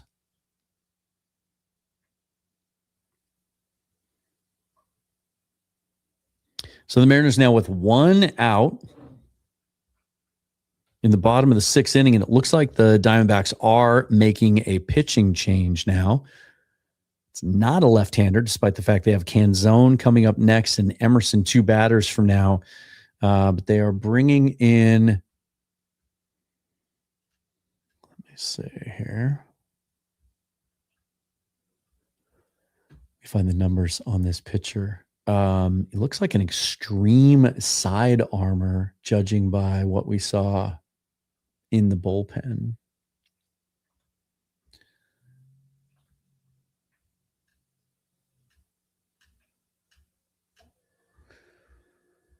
Haven't plugged him in quite yet. But they went to a commercial break, so I am sure they were making a pitching change.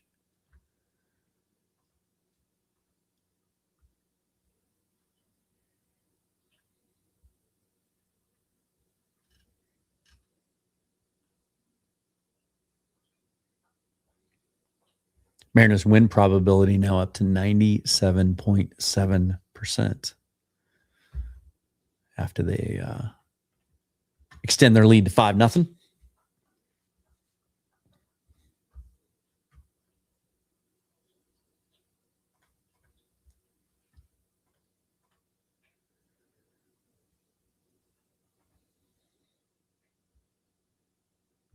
Athletics extend their lead. They now lead the Yankees 3-1 in the top of the 7th.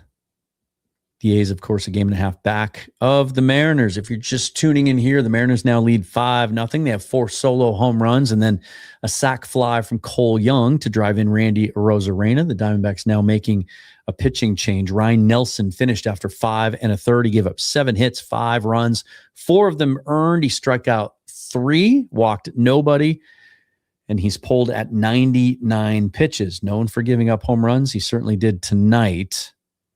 Ryan Thompson now in. This is his 25th appearance. He's thrown 18 innings, given up 6 earned runs, 12 strikeouts to 7 walks, and he is an extreme sidearm pitcher. Lanky, all arms and legs coming at you from the extreme right-handed side. That ball coming in on Dom Canzone. First pitch missed way inside. 1-0. Canzone is ahead on the count. The second offering, big sweeper from Thompson. Canzone fouls that away, so the count is even at 1-1.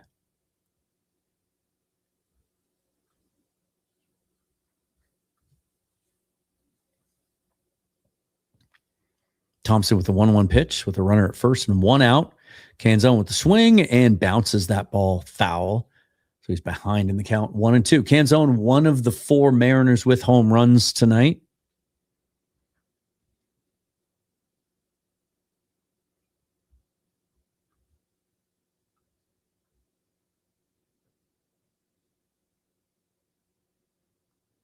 The 1-2 pitch way outside. Count is even at 2-2. Canzone's home run, his 6th on the season.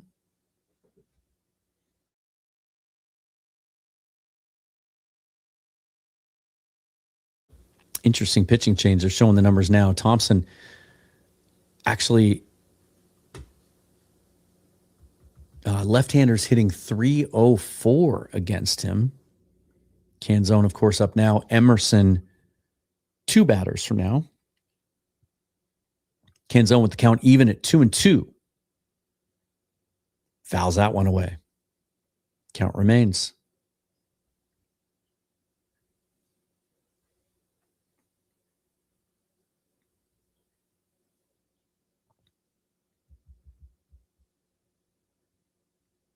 The 2-2 pitch to Dom Canzone from Ryan Thompson. Nope. Thompson goes to first base, and they get Luke Raley. Raley asking potentially for a replay on that. That did not look obvious. And yeah, Wilson's going to challenge that. They're going to go to replay on this one. The throw from Thompson. Ooh, I think hopefully there's a different angle. I think Raley beat the throw.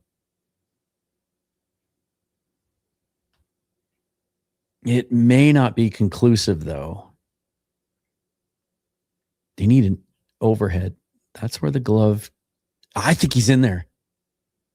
He is. You can see he clearly, yeah, that's a good angle. I think he gets a finger down on the bag before the glove contacts him. It might be too close to overrule. I could see it going either way. I'm not going to be upset if they don't overturn it, but that looks, man, it's close. That's about as close as it gets, which probably means they're going to uphold the call and Rayleigh would be out for the, no, okay. Sorry. Thompson was just getting in some warm-up throws while they're reviewing it. Yeah, this one's going to take, they're going to take every last second on this one because it is that close.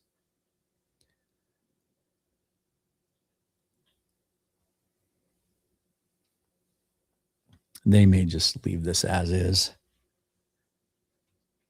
That would just be the second out in the inning. The Mariners will still be alive. Nah, they're showing a different angle, but that one doesn't help at all.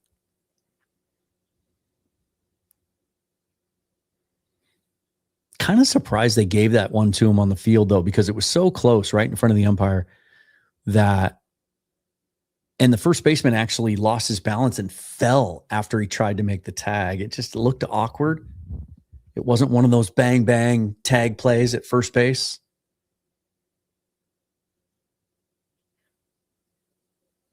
No, they overturned it. So Rayleigh is still at first base. The 2-2 pitch to Dom Canzone is spanked down the left field line into left field. Luke Rayleigh hustling over to third base. He's going to make it. Dom Canzone cruises into second with a double. So a very important review there of an extremely close pickoff play at first base. Rayleigh originally called out at first base. The call was overturned on replay. And I mean, it was by a fingernail. And then on the very next pitch, Canzone takes a Ryan Thompson pitch down the left field line. Great job going the other way with it. And Rayleigh races to third base. So now the Mariners with runners at the corners.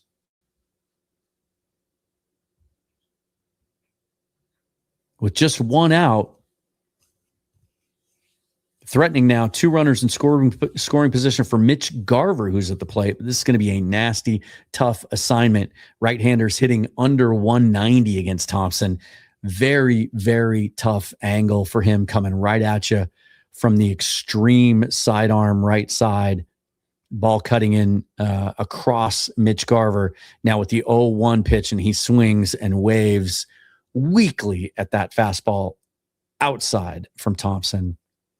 That is a tough, tough assignment for Garver to face a pitcher like this. You can see how he's so effective against right-handers. The 0-2 pitch to Garver with runners at second and third, and he hits it down the left field line right to the third baseman. It's caught for the out. Luke Rayleigh, though, gets back to the bag just in time to keep it from being a double play. So Garver hit that one hard. Hit a scorching line drive, but right at the third baseman, Luke Rayleigh able to get back to the bag. So that brings up Colt Emerson, though, the number 9 hitter, but a left-hander. Lefties hitting over 300 against Ryan Thompson, and he has to face at least the minimum 3 batters. So Emerson gets a chance to face him here with runners on second and third and 2 outs. First pitch from Thompson is inside for a ball, so he falls behind the rookie Emerson.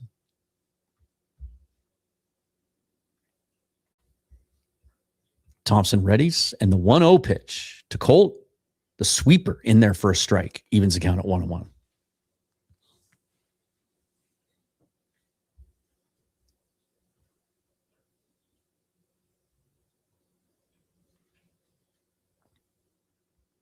Two outs, runners at second and third for Colt Emerson. The 1-1 count, swings at the low sweeper and fouls it away. 1-2 the count.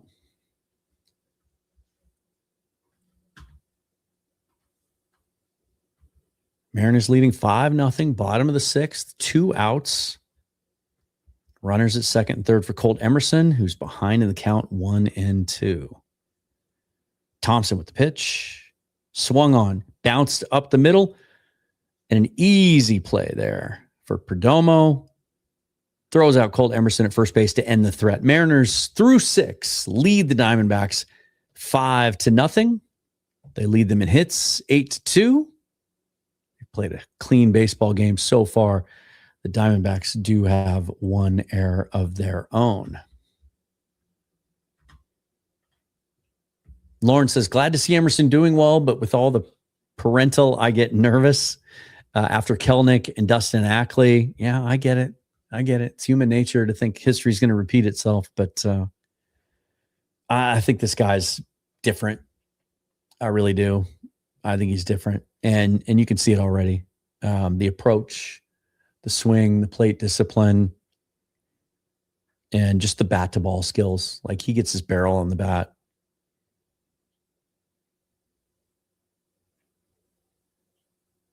I really do wonder if it makes more sense to invest in high school hitters high in the draft than it does with those college hitters, especially when you're drafting now near the end of the first round. So you're not getting the elite guys, right? You get those elite college bats in the top 10. Sometimes they can make the transition, but going from the aluminum bats to the wood bats, it's just, I remember watching Dustin Ackley at North Carolina. Dude hit 400 with power.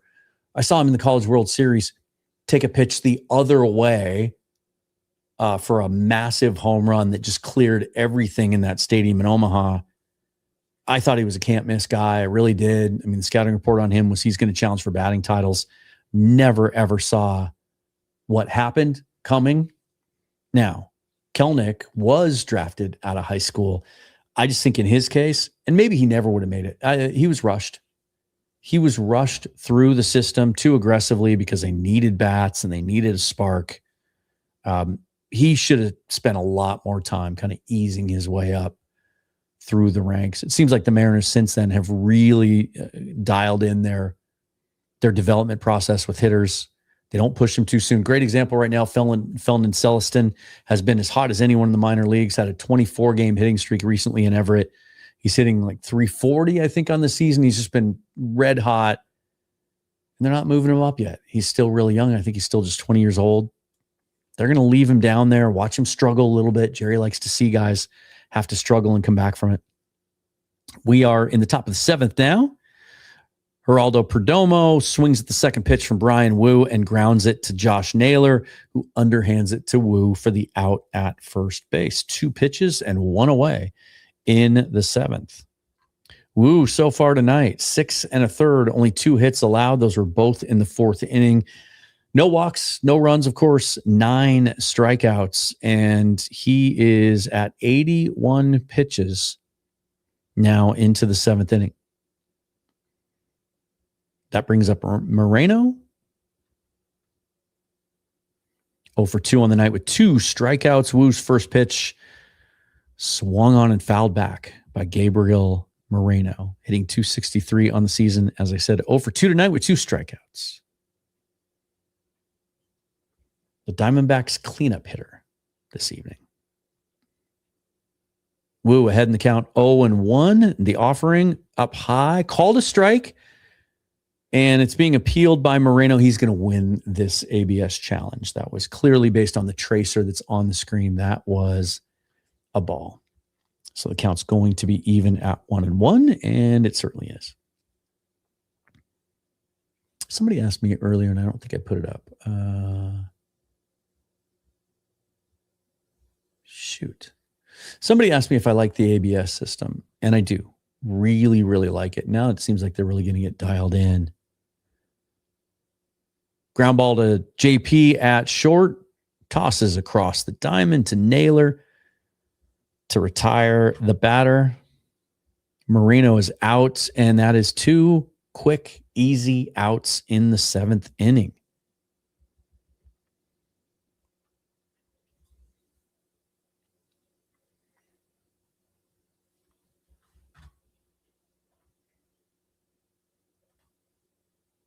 Adrian Del Castillo has one of the 2 hits on the night for the Diamondbacks. Had that back in the 4th inning.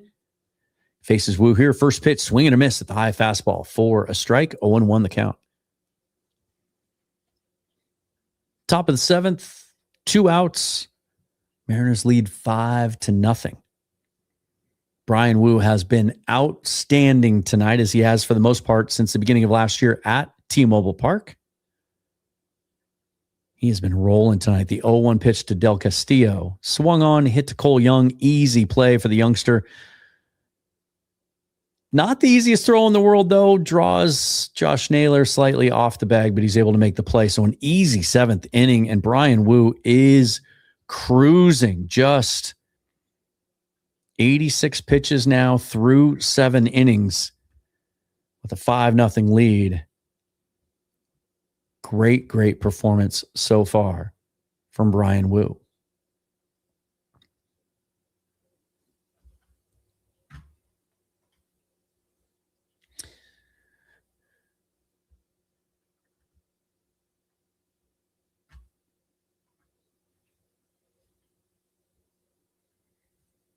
Due up for the Mariners in the bottom of the 7th, J.P. Crawford, Julio Rodriguez, and Josh Naylor.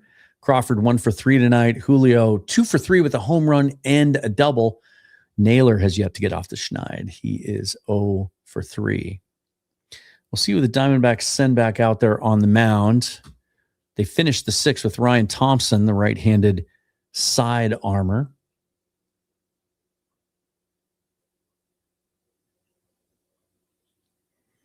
But with 2 of the next 3 hitters left-handed, you have to wonder if maybe they'll make a change.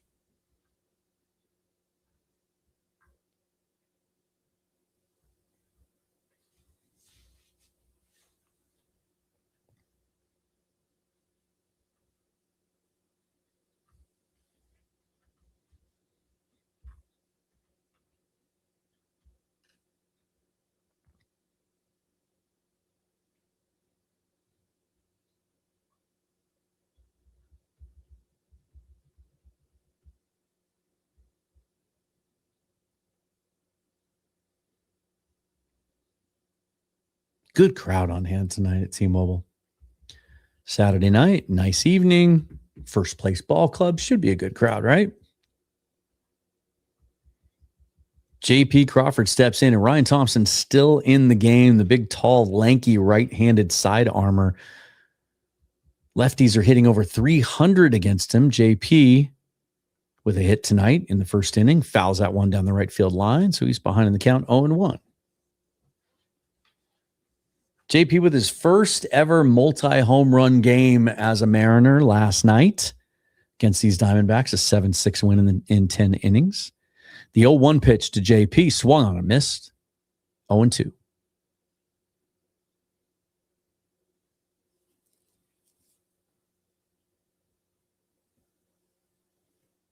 Man, this dude is all arms, legs coming at you from all sorts of different angles. Tough to pick the ball up, although lefties have done it this year. That one bounces up to the plate for a ball. 1-2 on JP.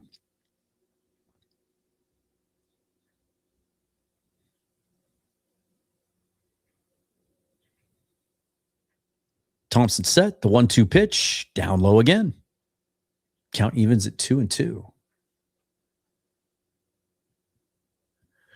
4 solo home runs for the Mariners tonight on their way to this 5-0 lead in the bottom of the 7th inning. Thompson with the sweeper that Crawford hits into left field. And that one is corralled easily by Tommy Troy for the first out of the inning.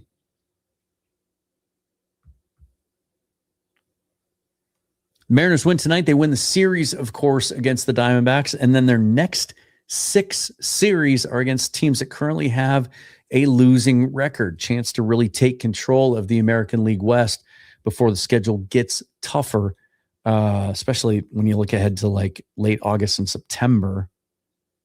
Randy Arozarena steps in, looks at a strike from Thompson to start him off 0-1. I'm sorry, that's not Randy. That's Julio. Julio's 2 for 3 tonight with a double and a home run. And he's behind in the count 0-1 to Thompson.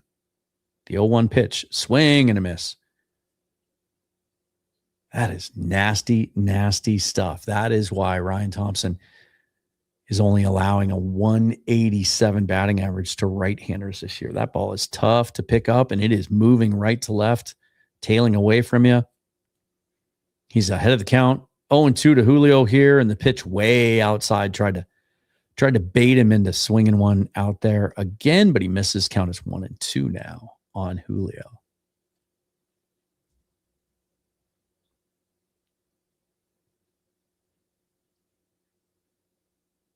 Julio calls time, backs out of the batter's box. Steps back in. He's behind in the count, 1-2. Thompson deals. Rodriguez gets a piece of that, fouls it straight back. Count remains 1-2.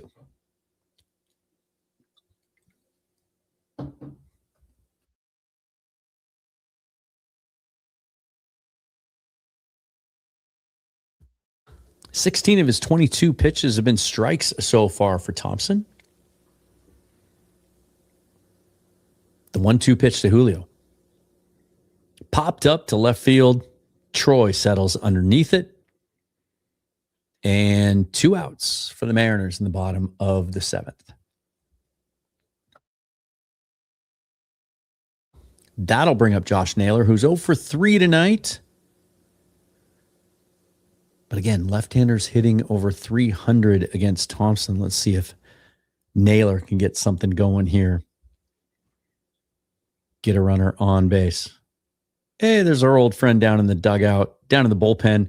Paul Sewald, who's been pitching the 9th inning for the Diamondbacks lately. But the way this game is going won't be needed tonight unless they just want to get him some extra work. Thompson starts off Naylor with the pitch way inside, 1-0. The 1-0 pitch. Swung on, hit to the first baseman, underhanded to Thompson. Easy 7th inning for him. Retires the side. The Mariners still lead 5-0 going to the 8th. And Sewald's starting to work with some exercise bands down there. Maybe we will see the ex-Mariner sometime tonight. If you're just joining me, thanks, guys. If you're brand new to the channel or anything I do, my full-time gig is over on Seahawks Forever. I'm a full-time independent content creator, former broadcaster, television anchor, reporter, journalist, play-by-play guy. Been writing for NFL websites and Seahawks websites since 2011. Started podcasting in 2018. Started Seahawks Forever in 2013. That's grown to the point I can do it full-time. If you would, please, if you're a football fan, hop over there if you don't already and subscribe to that channel. The more the merrier.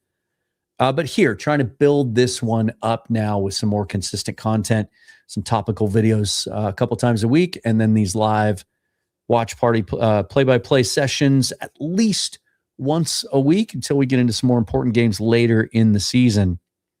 If you're watching on Twitter, hop over to YouTube and hit subscribe if you would, please. Best way to help support me and build this channel. You could be in on the foundation, on the ground floor. Some other ways that you can help support me, but that are win-win, so that you can have some fun as well. The links are all down below in the description, but my merch store now has Mariners Forever gear in there. Really high quality stuff, marked down as low as they will let me mark it. It's all shipped domestically, fast shipping, really good quality stuff. And it's a way that you can help support me during the slower off-season months when football isn't, June and July are a little bit leaner in the world of the NFL. And then the other one is you can buy officially licensed merchandise through Fanatics, and I get a commission for that. Doesn't cost you anything more than it would if you went to the site directly, and you get to take advantage of any sales or free shipping or anything they're offering at any time. There's no catch to you. I just get a kickback. You just have to go through the link. It's down in the description. You click that, takes you to the full site, get yourself some Mariners gear, and help support me as a content creator. As we enter the 8th inning now, Bryan Woo, 7 innings, 2 hits, no runs, 9 strikeouts, no walks, and his night is finished. Cooper Criswell now into the game, and right off the bat gives up a leadoff base hit to start the top of the 8th inning. 1 pitch and 1 base runner. Criswell in 21 appearances this year, 25 1/3 innings, 9 earned runs. He struck out 19 and walked 6. And now he's got a runner on first with nobody out in the top of the 8th. That pitch misses inside to Vargas. Vargas has one of the 3 hits for the Diamondbacks tonight. 3 singles for the Diamondbacks from their 5th, 6th, and 7th hitters. Criswell has yet to throw a strike. His 1-0 to Vargas. Swung on, fouled away. 1-1. Criswell, at the beginning of the season, I think it was expected it was going to be a long reliever. Was even in early spring training in the hunt, potentially, to be a starter. But Emerson Hancock really established himself when Bryce Miller was out and has been outstanding. So Criswell relegated to the bullpen, but has been good enough in short stints that they're using him in some pretty high leverage situations late in the game. He's been pitching some 8th and 9th innings. He's been a nice little pickup. And he is a versatile guy. You could stretch him out again if you needed a long guy or, heaven forbid, if you had some significant injuries in the rotation. That ball, a strike, evens the count on Vargas at 2-2. There's a runner on first, nobody out, top of the 8th. Mariners lead 5-0. Win probability up to 97.5. The 2-2 pitch from Criswell bounced foul again by Vargas.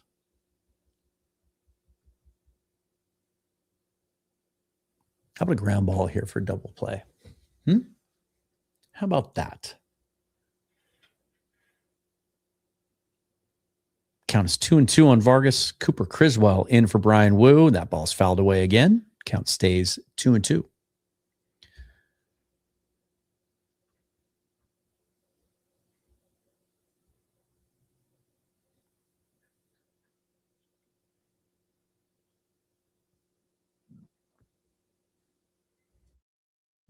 The 2-2 pitch to Vargas from Criswell. Outside, but offered at. Vargas kind of bailed Criswell out on that one. Fouled it away, so the count remains 2-2. That was a ball.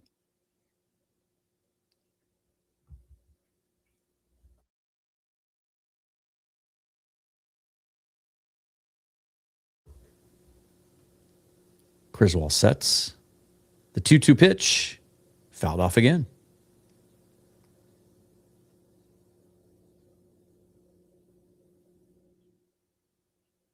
Nobody out. Top of the 8th. Runner on first for the Diamondbacks, who trail the Mariners 5-0.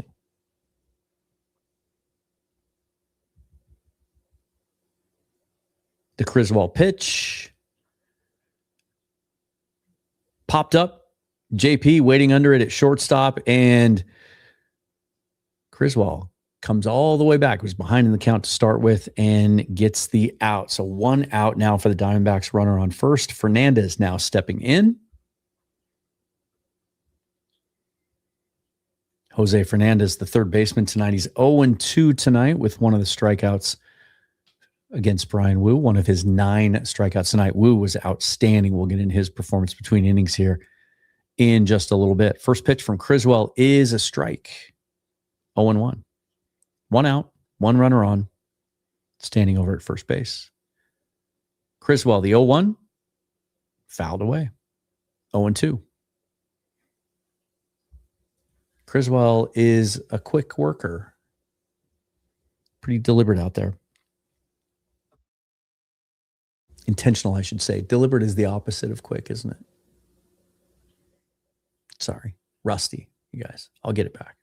Do more of these. The 0-2 pitch from Cooper Criswell to Jose Fernandez. Outside and low for a ball. 1-2.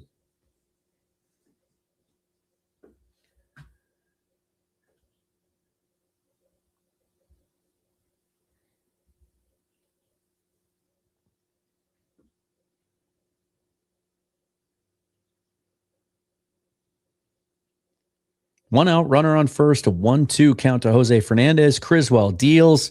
Ball is bounced to J.P. Crawford at shortstop. Goes the short way to Cole Young at second base. Not in time, though, to turn the double play. But they get the lead runner. 2 outs for the Mariners now with a runner on first base.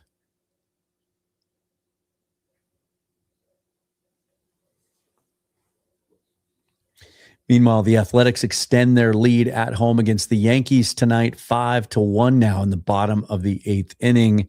So the Mariners likely need to hold on to this lead to maintain their 1.5 game lead over the Athletics in the AL West. Criswell's first pitch to Tommy Troy is outside for a ball. Troy has grounded out and struck out tonight, playing left field for the Diamondbacks, hitting .278 on the year, 0 home runs and 0 RBIs. Criswell with the throw to first base. Runner gets back to the bag. 2 outs now, top of the 8th.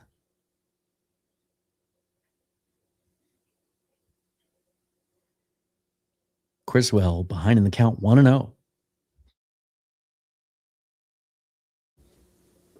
And the pitch inside. Did he go? No, he did not. 2 balls and no strikes on Troy.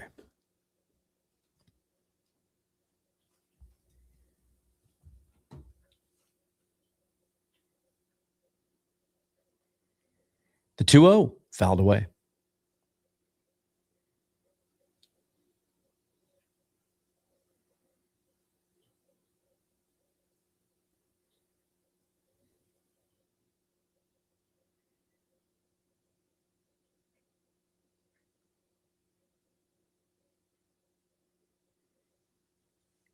The 2-1 pitch from Criswell is fouled away again. So now the count is 2-2. Runner at first, 2 outs, top of the 8th. The Mariners lead 5-0. Cooper Criswell facing Tommy Troy. Count is even at 2-2. The Criswell pitch. That's a ball. Count is full, 3-2. Tomorrow's piggyback day again. Bryce Miller gets the start this time. Talk about that some more in between on the changeover here.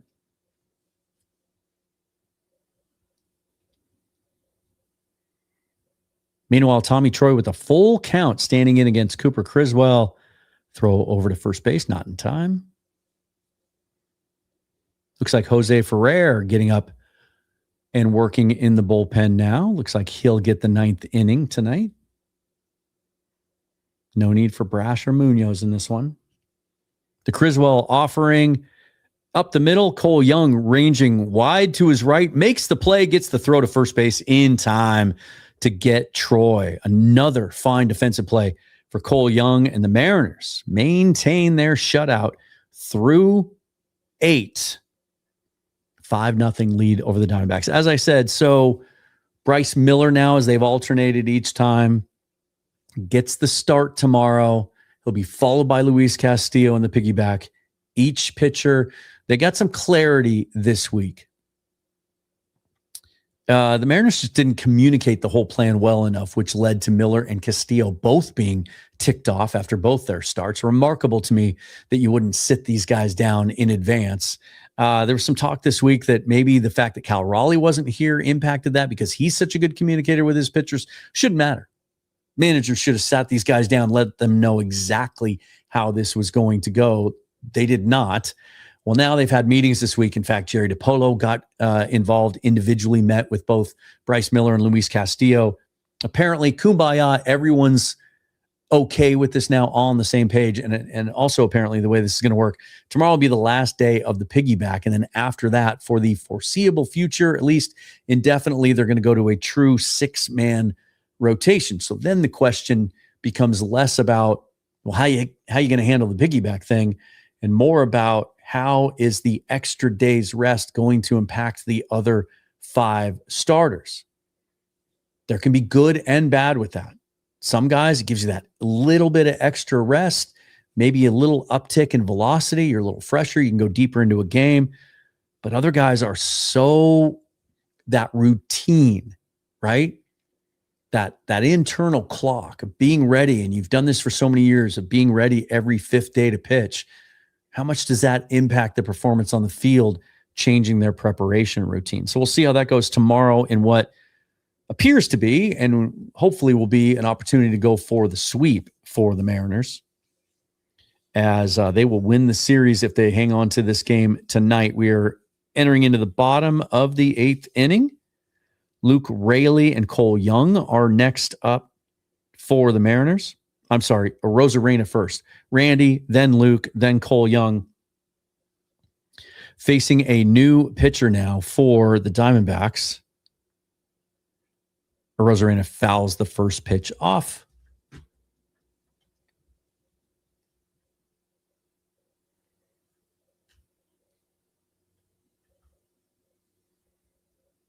Taylor Clark, 26th appearance on the season. He's thrown 23 innings, given up 5 earned runs with just 10 strikeouts, 3 walks. Does not miss a lot of bats. Randy hits this one to the shortstop, and the easy throw there. Randy now 0 for 4 on the evening, 1 out for the Mariners in the 8th. That'll bring up Luke Raley, who has a homer tonight, got things started early in this game. 4 solo home runs for the Mariners. Raley, Canzone, Julio, and Colt Emerson. Now Raley steps in again, 2 for 2 on the evening. He was also hit by a pitch. First pitch he sees, he fouls away into the left field stands. He's behind in the count, 0-1. Hitting .281 now in the season with 13 home runs and 31 RBIs. Raley behind Taylor Clark, 0-1. The 0-1 pitch inside for a ball.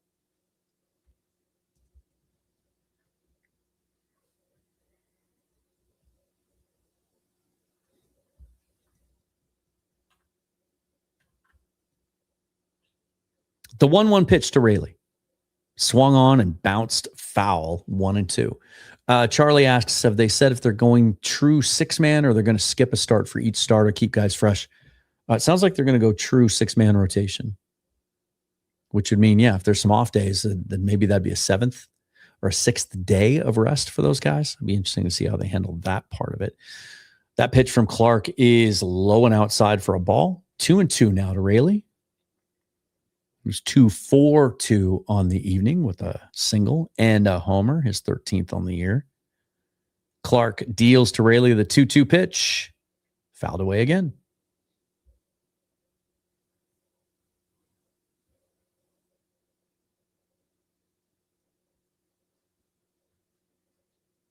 Bottom of the 8th, Mariners lead 5-0, trying to protect that 1.5 lead in the American League West. The Athletics currently lead the Yankees 5-1 in the 8th inning in Sacramento. The 2-2 pitch from Clark to Raley. Broken bat and caught by the third baseman, Jose Fernandez. Sliced Raley's bat right in half on that one. Got it right on the label. Or the other side of where the label would be.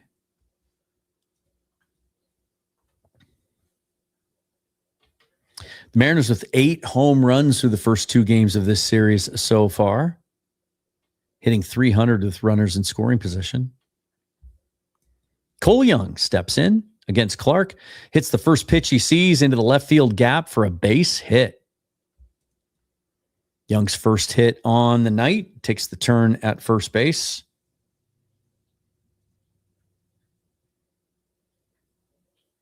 Brings up Dom Canzone.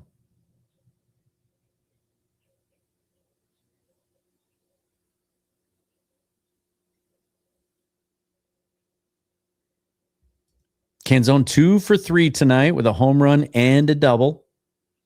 See if he can get something going against a right-hander here. Throw over to first base. Just back in time is Young. That almost looked like a carbon copy of the throw down there that almost got Luke Raley, but was overturned on appeal. Clark now deals to Canzone. Swing and a foul. 0-1 on Dom.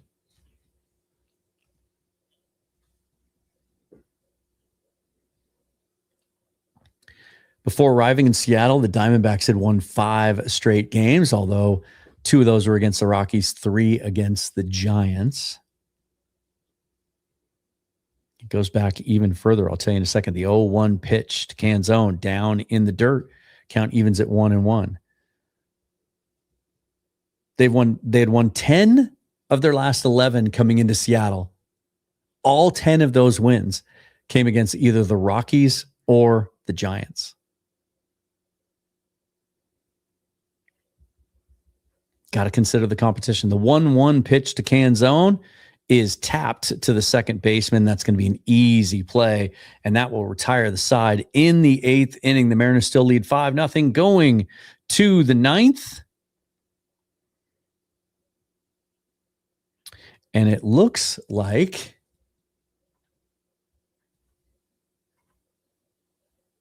hold on. We saw Ferrer getting up and around, but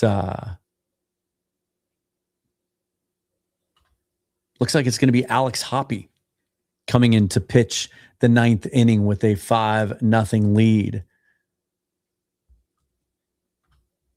Hoppe on the season has appeared in 10 games, 11 1/3 innings. He's given up 13 hits, 9 runs, 8 earned, 5 walks, and 12 strikeouts. A 6.35 ERA, a 1.59 whip. Been a tough go for Hoppe. The stuff looks good, just hasn't really put it all together. But he's got a 5-0 lead going into the 9th inning to protect.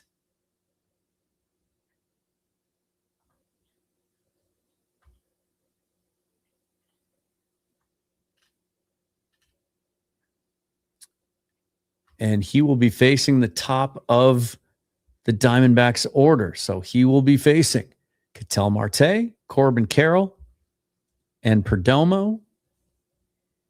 Mariners win probability 99.3%. But Alex Hoppe will come in and try to close this thing down and get the Mariners another series win and keep them a game and a half ahead of the Athletics, who look like they're going to beat the Yankees tonight.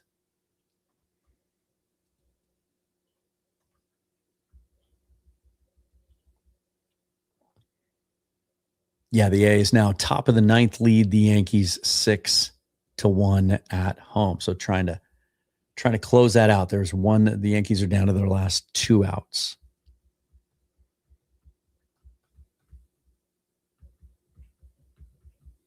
All right, let's see what Hoppe can do against Marte, Carroll, and Perdomo. See if he can close this thing out for the Mariners, get them their 30th win.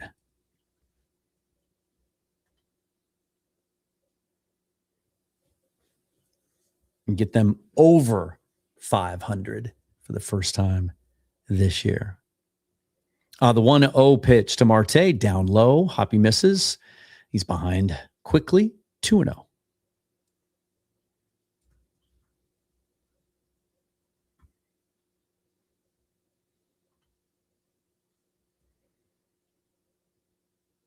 The 2-0 pitch, Marte swings and pops it up to Cole Young at second base. Can of corn, as they say. 1 out for the Mariners in the 9th, trying to close this one out.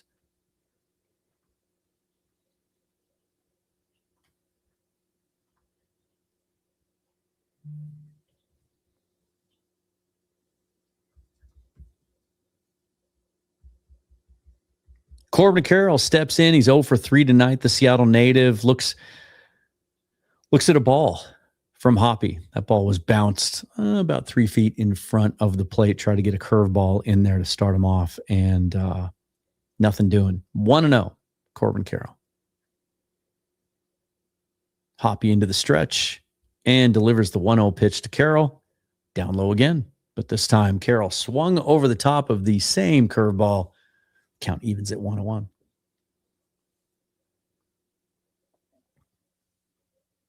Man, that ball's got a lot of drop to it. Like I said, the stuff has looked good. You just got to put it all together. 1-1 now. The count to Carroll. That ball is way up high. 98 top of the zone, but missed badly. It's 2-1 now to Carroll.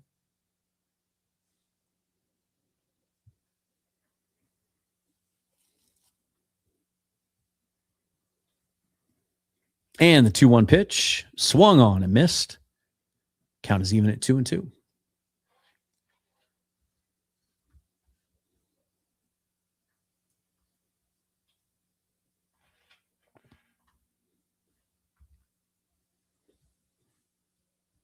2-2 pitch hit to Cole Young at second base. Easy throw to Naylor at first. 2 outs in the inning, and the Diamondbacks are down to their final out. Trailing 5-0 to the Mariners at T-Mobile Park. All the fans get to their feet now, trying to urge the Mariners on to close this thing out.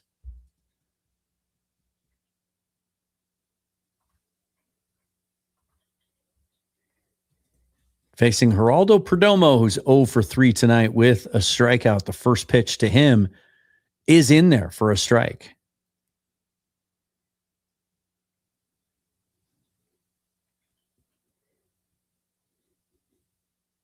Hoppy with the 0-1 pitch to Perdomo.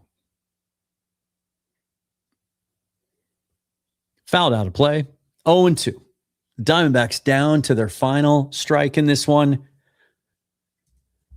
Alex Hoppy facing Geraldo Perdomo. Mariners leading 5-0, 2 outs in the 9th inning. Everybody on their feet.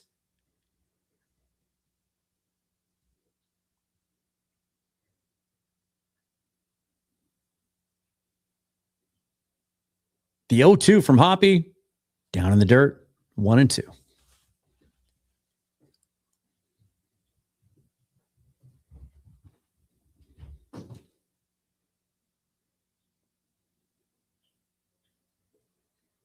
And let's see if this can finish it off. Hoppy with the 1-2 pitch to Perdomo, down in the dirt again.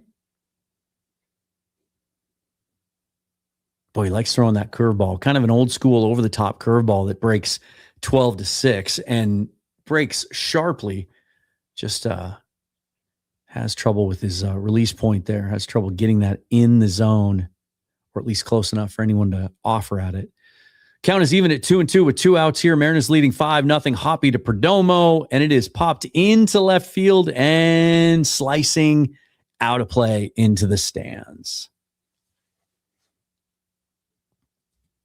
Cole Emerson went over to have a look, but it was not available to him.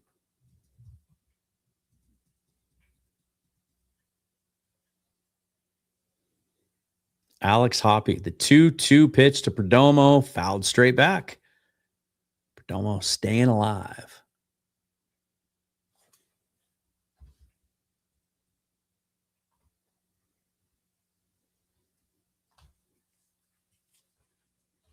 Here we go. The 2-2 pitch to Perdomo with 2 outs in the 9th. Down in the dirt again. Went back to that. They're calling it a slider. It acts like a curveball to me, but I don't know. I think baseball analytics just don't think the curveball exists anymore. Everything's a slider now. Full count now, 2 outs in the 9th. Hoppy to Perdomo. Down in the dirt. Did he go around? They say he did not. So Perdomo will trot down to first base. Hoppy with a walk after being ahead in the count. Trying to hang on to a 5-0 lead and close this thing out for the Mariners' 5th straight win to get them over 500 for the first time this season. Maintain their 1.5 game lead in the American League West as the Athletics have Hoppy the pitch to Moreno inside and high for a ball. And runner takes second base, indifference. Didn't challenge him on that one. So the Diamondbacks with a runner in scoring position now. With Gabriel Moreno at the plate. Ahead in the count 1-0. Swings and misses at that offering from Hoppy. Count is even now at 1-1.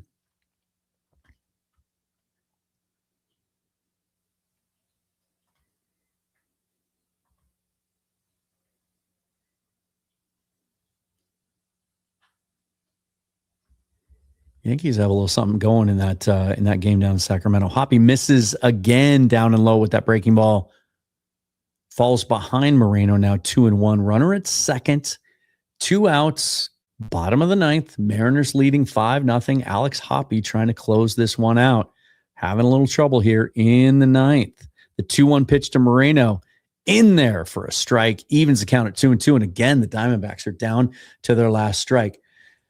Yeah, as I mentioned, 2 outs now in the top of the 9th. The Athletics leading the Yankees 6-1. But the Yankees with the bases loaded at the moment, trying to get a little something going. Come back.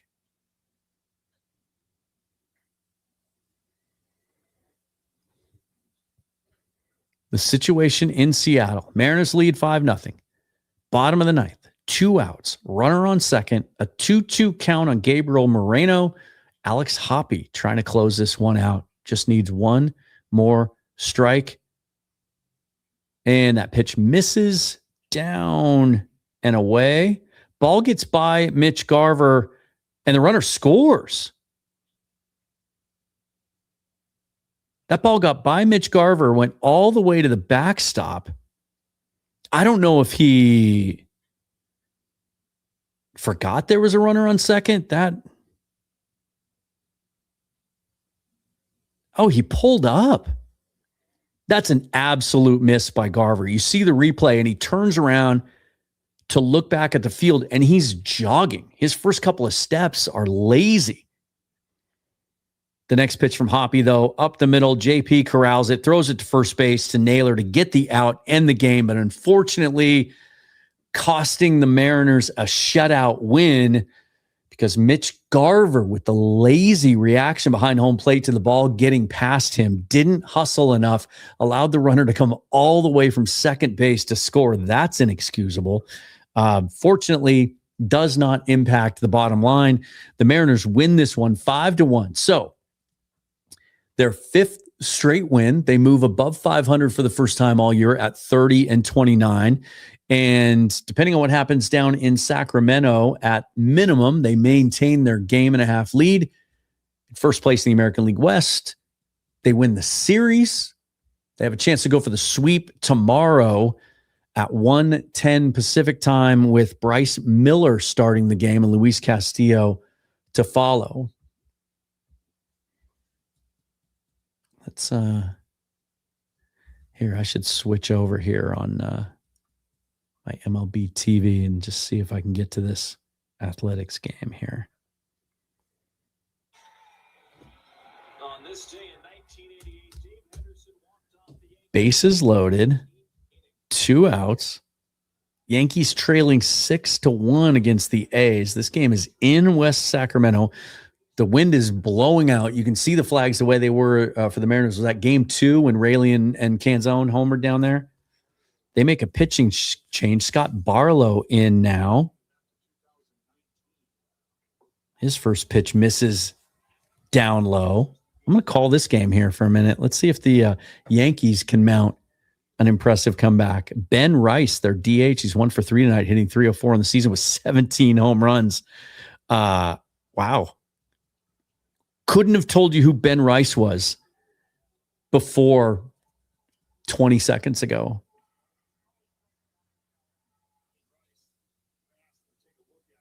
He's got 17 home runs.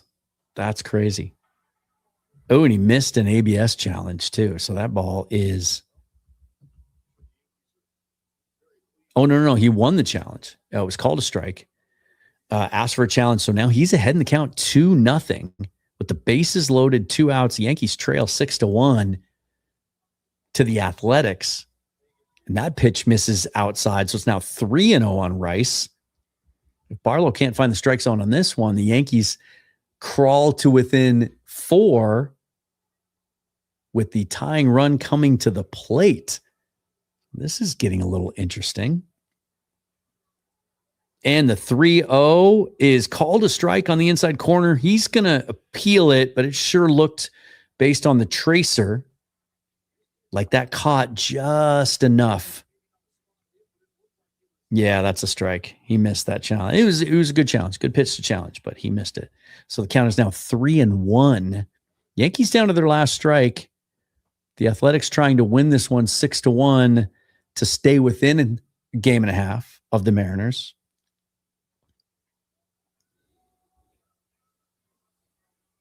The 3-1 pitch to Rice on the outside corner for a strike. And it's a full count. 3-2 now, 2 outs, bases loaded, bottom of the ninth in Sacramento. Athletics trying to hang on to a 6-1 lead. The Yankees mounting a challenge, bases are loaded, And the pitch way outside, walks in a run. So now the tying run is going to come to the plate for the Yankees. And guess who it is? Aaron Judge, 0 for 2 on the night, steps up into the right-hander's batter's box.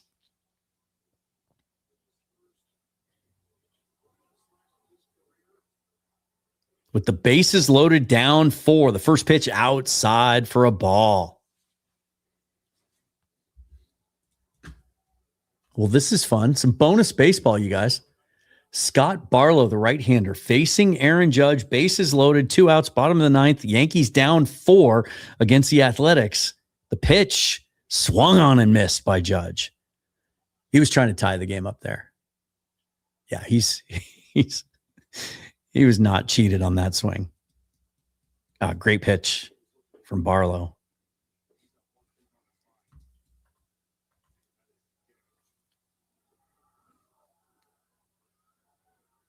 And that pitch is low, called for a strike, though.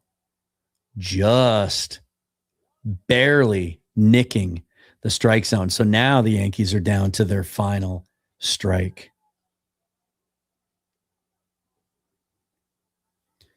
All 30 people in the stands for the Athletics on their feet cheering, trying to encourage their team to close out. The mighty Yankees, Aaron Judge, with the bases loaded and 2 outs, behind in the count 1-2. The pitch to Judge. Outside and low. The A's are going to challenge it. They're going to lose that. That is clearly a ball. The catcher challenged that. He should know better. That ball was trailing away from Judge. It's a good 4 inches out of the strike zone. So count is even now at 2-2. I guess, hey, you got challenges left, though. Might as well take it, right? When you're trying to close out a game. Now the 2-2 pitch to Judge with the bases loaded, down 4 in Sacramento. That ball is a ball, also outside and low. So Barlow is going to have to be careful here. You don't want anything in the middle of the plate. You want to try to throw a strike, but you don't want to give anything to Aaron Judge. That looks too fat to him. 3-2, 2 outs, bottom of the 9th, bases loaded, down 4. The pitch to Judge outside, and he walks another batter. So now the Yankees climb to within 3 runs of the Athletics. And that brings up Cody Bellinger, who would now be the go-ahead run at home plate. And now it's lefty against the right-handed pitcher in Barlow. Bellinger hitting .267 on the season. Some activity in the Athletics bullpen in case this gets away from him. Has to go 10 innings. Barlow to Bellinger, his first pitch with the bases loaded. 2 outs. And that's inside for a ball. Barlow having a hard time finding the strike zone now.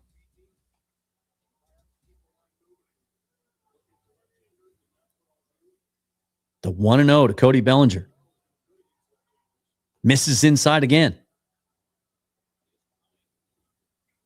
If you're just joining us, the Mariners won 5-1 tonight against the Diamondbacks. But the Athletics now in Sacramento, leading the Yankees 6-3, but with the bases loaded and Cody Bellinger at the plate. The pitch to Bellinger is in there at the bottom part of the zone for a strike.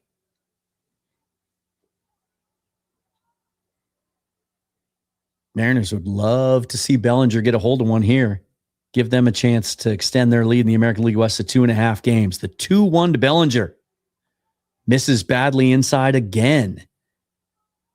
Barlow really having a hard time controlling that slider of his. It's got a ton of break. But he's not even giving it a chance. 2 outs, bottom of the 9th. Or top of the 9th. I'm sorry. I keep saying the bottom. It's in Sacramento. That ball clips the inside of the strike zone. So the count is now full. The Yankees down to their last strike in Sacramento. trailing by 3, but Bellinger representing the go-ahead run with the bases loaded. And the 3-2 pitch inside misses. Third straight walk. Third consecutive walk for Scott Barlow. The Yankees now within 2, 6-4 in the top of the 9th inning in Sacramento against the Athletics with the bases loaded. And that brings up Jazz Chisholm. This is what the Yankees do to you. That lineup is just dude after dude after dude. Chisholm hitting 240 on the season. He's 1 for 4 tonight. And he looks at a strike on the first pitch from Scott Barlow.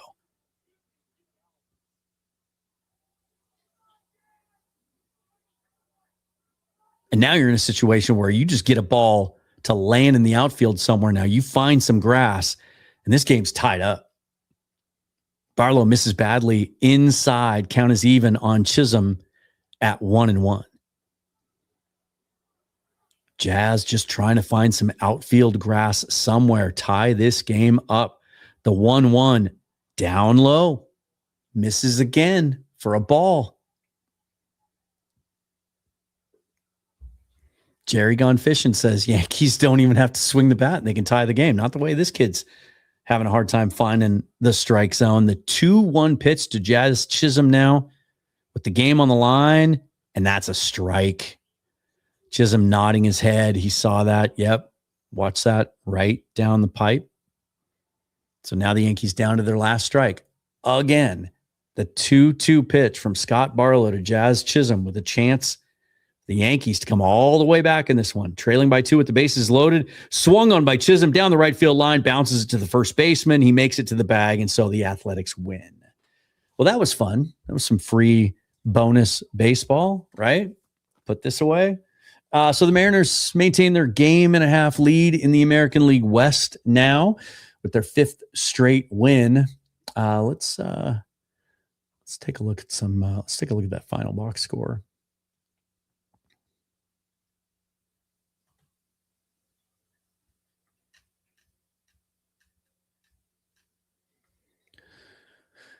So the story of the night, Bryan Woo just came out right out of the gate, struck out, gave up a base hit to Ketel Marte on the first pitch of the game, not a base hit, but a line out to Luke Raley in right field on the first pitch of the game, and then struck out the next 5 consecutive batters, ended up going 7 innings, 86 pitches, 63 of them strikes, only gave up 2 hits, 9 strikeouts. Those 2 hits both coming in the 4th inning. They were both just base hits up the middle. So an outstanding start for Woo, which shouldn't be too surprising because since the beginning of last year at T-Mobile Park, Woo was 13-2 with a 2.56 ERA. So now 14-2 since the start of last year. And that ERA will obviously go down. So he was definitely the story of the night. Cooper Criswell with an inning, gave up 1 hit. And then Alex Hoppe comes in to close it out, gives up the run. Now, some of you are saying, like Danielle says, that was on Hoppe. And Taylor says that was on Hoppe for not giving Garver backup. But the replay that I saw, there was no way that Garver could know right away if Hoppe was coming in to cover the plate or not, because the first 2 or 3 steps Garver took when he went to chase the ball down were as if he had no intention to chase that ball at all. He wouldn't have known then that the runner was trying to score. He wouldn't have been aware at all whether Hoppe was coming up to cover home plate or not. So I disagree with that. I think it was a lack of hustle from Garver. Didn't cost the Mariners though. They end up winning 5-1. Julio Rodriguez with a home run and a double in this one. Dom Canzone with a home run and a double. Luke Raley with a home run and a base hit. Colt Emerson with a home run tonight. Mariners with 9 hits altogether. They only struck out 3 times this evening. Yeah, I get that. Chrono says Hoppe should have been at home anyways. I get that. But there's no way, if you watch the replay again, that Garver would know whether or not he was coming to cover home plate. I mean, Garver just turns and dogs it. Maybe I'd have to see the replay again too. Maybe I missed something, but that just seemed like that was on Garver to me. But regardless, the Mariners win 5-1 to maintain first place in the division. Guys, this was fun. Again, if you're joining us late, I'm Dan. Good to know you. This is Mariners Forever, my fledgling second channel. My full-time gig is Seahawks Forever. You may know me from there. If you don't, if you would give this channel a sub, that would really be great. Trying to build this up, doing regular content now multiple times a week. And I'm going to try to do at least one of these watch parties once a week throughout this part of the season. And then as we get later into the season, some more important games, we'll ramp that up a little bit. Yeah, Jerry says, thanks for the games. Have a good night. Appreciate you guys. Thanks for being here.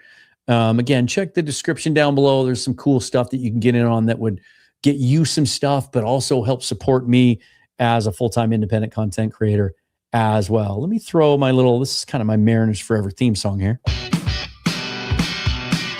Yeah. I like it.